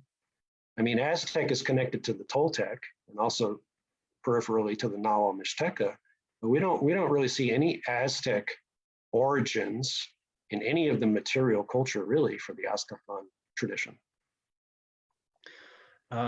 Thinking about trade relationships, and there's a copper trade that moves up and down the coast of West Mexico. Is there any evidence of trade going into other parts of North America, say into the Southeast, where there's also a lot of copper, though some of that copper is definitely coming from like Upper Michigan and other places? Do you know of any connections there? No, I don't really. I mean, Mesoamerica in a broader scale, not just in this key region, was the source of metallurgy really for Mesoamerica. I mean, this is the earliest place that we have it. And so, I mean, we people have argued, Dorothy Hosser have argued that this is really the beginnings of metallurgy adopted from the South, that then became disseminated across Mesoamerica. I don't necessarily see Ostatlan people producing copper that gets up into the Southeast. We know, to my knowledge, there's been 3 places in this Ostatlan region where we find kilns for the production of copper items. One is at we see slag from Amapa in the core zone. Here Jose Carlos Beltran has found a sort of a kiln area in the Punta Mita area of Banderas Bay. And also recently the excavations at El Teuo, Peter Jimenez and Laura Salar has found a copper production locale as well. But I don't, aside from this West Mexican copper going up into the Southwest and Northern Mexico, I don't really see, and maybe other people have different opinions on this, I don't really see sort of anything going up into the Southeast at all. I don't think I've heard of any. Most of the connections there that I've heard are to Upper Michigan and the Great Lakes region for sure. Yeah. Do you know much about turquoise movement from north to south? Is there, I know formerly there was a lot of emphasis on, the Cerrillos turquoise mines and Southwestern turquoise is making its way south, maybe in exchange for some of these goods and part of this trade of ideas and people. But I know that some of that, there's been pushback on that, saying that maybe we've just not identified clearly enough some of the turquoise sources that, or bluestone sources that may exist in Mesoamerica. Do you know anything about turquoise trade coming back from the north? Well, that was a big part of Phil Wigan's earlier models, is that turquoise from the Cerrillos mines was a major factor in the development of this system. And I know that a couple of people, Alison Thibodeau, and I think, if I recall correctly, Emiliano Melgar, other people have looked at turquoise, like, for example, in the Aztec capital of Tenochtitlan, if I recall correctly. But Alison Thibodeau has argued that that's not really the case, that whole grand functioning of this turquoise trade route. We do get tessera, greenstone, probably turquoise tessera in some of these Ostatlan sites, but we don't know where it's coming from yet. It hasn't been sourced. For the Casas Grandes region, I know Tim Maxwell and Rafael Cruz Antillon have looked at turquoise production in the sort of the eastern subregion, the Villa Ahumada region of Paquimé, and determined that there's really a big production locale site in that sort of eastern region, subregion of the Casas Grandes region. So I think, again, there's a lot still to learn about turquoise. We know for Mesoamerica that there was a lot of turquoise being funneled in through that Mixtec artisans manufactured into incredible regalia they were really renowned, and John Pohl has talked about this for the sort of this port of trade through, I believe, Huatulco, the port of Huatulco and the Isthmus of Tehuantepec, for the importation of turquoise and the manufacture for these sort of this feasting and gift-giving exchange network that was operating in that area at this time.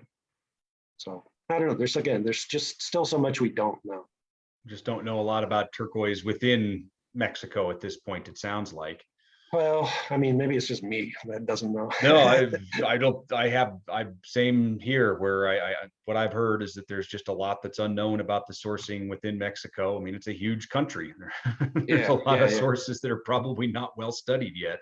Yeah, I mean, so that's where a collaboration comes in. I mean, we need to really be talking about these things as colleagues to kind of look at someone else's specialty, somebody that's focusing on turquoise, and try to really figure out how their models really can kind of conjoin with this sort of broader network that we've sort of been describing for the Ostatlan area, and this broad expanse along the coast. So it's going to take time. It's going to take a lot more collaborative work with a number of scholars in multiple areas. I got a question that's probably a little inside baseball for West Mexico, but that is, what's the relationship between Ostatlan and the shaft tomb culture and this flower world complex and shaft tomb cultures, which I don't know much about. Maybe those things are so far apart that it doesn't even make sense to ask the question, but that's what people are asking. So I don't, I mean, it's obvious that there was a long history of people in the region. I mean, not unlike the Casas Grandes region, where we have Viejo period people preceding the flower world of the Medio period. In West Mexico, again, we see this many multiple cultural traditions that sort of rose and fell before Ostatlan came about. It's sort of forming in the ashes of the collapse of the epiclassic system of La Quemada and Alta Vista, the earlier Teotihuacan and Guachimontones tradition, and the shaft tomb tradition, which seems to have its roots, this great arc extending basically from Nayarit through Jalisco down to kind of the Colima area, this broad arc, much earlier in time. No evidence of flower world in that cultural complex, that cultural tradition, but that seems to be connected even earlier in time to shaft tomb, really similar shaft tomb traditions of South America, northern South America. So that's a whole other broad question to address. If there's no clear evolution, I mean, they might be occupying the same, we might find Ostatlan sites overlying classic period material culture, or even shaft tomb, so-called Chinesco culture, but there's no evolution from one to the next. I mean, they could be building off of earlier economic networks, but there's really a dramatic shift, between cultural traditions. So Chris Beekman is one of the co-authors of a recent or a forthcoming volume through Dumbarton Oaks that we have a chapter in, John Pohl and I, and it's examining these long-term Pacific coastal connections. So that'll probably be out a year from now or so. And it really looks at these interaction routes through time, extending back to these, the shaft tomb era, for example. So again, it's just incredible dynamics that we have to take into account about the rise and fall of different cultures and the reorganization of different societies into new things, with new ideas coming from different directions, and the movement of people and so forth. Yeah. And I've got maybe one last question, and that is, what do you think's going on in the space that's between the Aztatlan core area and hinterland and, say, Paquime? There's a bit of a gap on the map. That's up in, I imagine that's Tarahumara territory. That's Durango, Mexico. Is that kind of flyover country during this time period, or is it just country that we don't know much about yet? No, not at all. So when the Spaniards came in the 1500s, they noticed that right around Chamela on the map here, there was a distinct break in material culture and language. So once they got beyond that region, it was really different. And we can kind of see these breaks in material culture patterns and symbolism and so forth. That area has really been the focus of INA archaeologists in Sinaloa, like Alfonso Grave. Cynthia Vidal has been working along the coast there as well, and other INA archaeologists. John Carpenter and Guadalupe Sanchez have been working up in the northern, like Sinaloa region, up into the Huatabampo area as well. So it's definitely, it's not flyover country, but these ideas in this core region are finding their way through that area. And I sort of think that maybe that's why we see a lot of similarities between the northern expression of flower world at Pakime and the southern expression in the core zone, and a lot of these really interesting variations along the way between. So it could be that these people that are in the midst of all of this interaction and movement of ideas and goods are sort of taking some of these flower world ideas and modifying them or adapting them to their own local interests. And that's why we see such variation between, for example, the Yoeme expression of flower world versus the Huichol or Wirarica expression of flower world. So it's people interested in these ideas, but changing them in a ways that that might best suit their needs. So that's what, you know, we're gonna have to talk a bit more with some of the people working in that area to try to figure out how this is working. The point of my talk today is just to really point out that this is the area that we need to focus on. And once now we understand these connections, that we can kind of look at this intermediary region in a different light and to see maybe how this is operating. I don't see it as word of mouth. I see it as people moving, you know? And so there are people moving through the landscape through different ethnic groups and interacting. So who knows? You know, there's still quite a lot that we just don't know yet. Yeah, absolutely. Do you know if there's flower world symbolism amongst the Raramuri? Yes, sure. It's there. Yeah. There's a scholar named Enrique Salmon who had a dissertation a few years ago on Rararumi Tarahumara flower world ritualism. It's really interesting in terms of how flower world relates to ethnobotany. And that opens up a whole new spectrum of plant use, paleoethnobotany, and how that can relate to the study of flower world ritualism in the archaeology. And in the volume that we just published with the University of Arizona Press, we have a scholar that looks at plant use and flower world in the Copan region, some of the tombs in Copan, Honduras. So we're really just starting to get a sense of how the archaeology of flower world relates to plant use and evidence of plant use that might reflect that flower world ritualism. Oh, very interesting. Well, that's really cool. Well, I'm afraid we're out of time here. There's still a few questions we didn't get to. I hope that we covered as many as we could. I hope yours got answered. And I just want to say thank you again to Dr. Mathiowetz. That was really interesting. I was texting pretty much nonstop with a couple of colleagues of mine going, did you check that out? That's really interesting. We need to think about that. So thank you very much. And don't forget, everybody out there, to tune in next week for our webinar series. This will be continuing again, and Dr. Mathiowetz will be back in a couple of weeks. I'm afraid I don't remember the actual date off the top of my head, unless you do, Michael. Do you remember? Oh, it's going to be early June. And It'll be June 3rd. Yeah. So June 3rd. Thank you, Taylor. I'm going to talk more about Mimbra's connections to this key zone in that talk. Yeah, excellent. Well, we look forward to it. I hope you all have a good afternoon and a good evening. And thank you again, Dr. Mathiowetz. All right. Thanks for having me.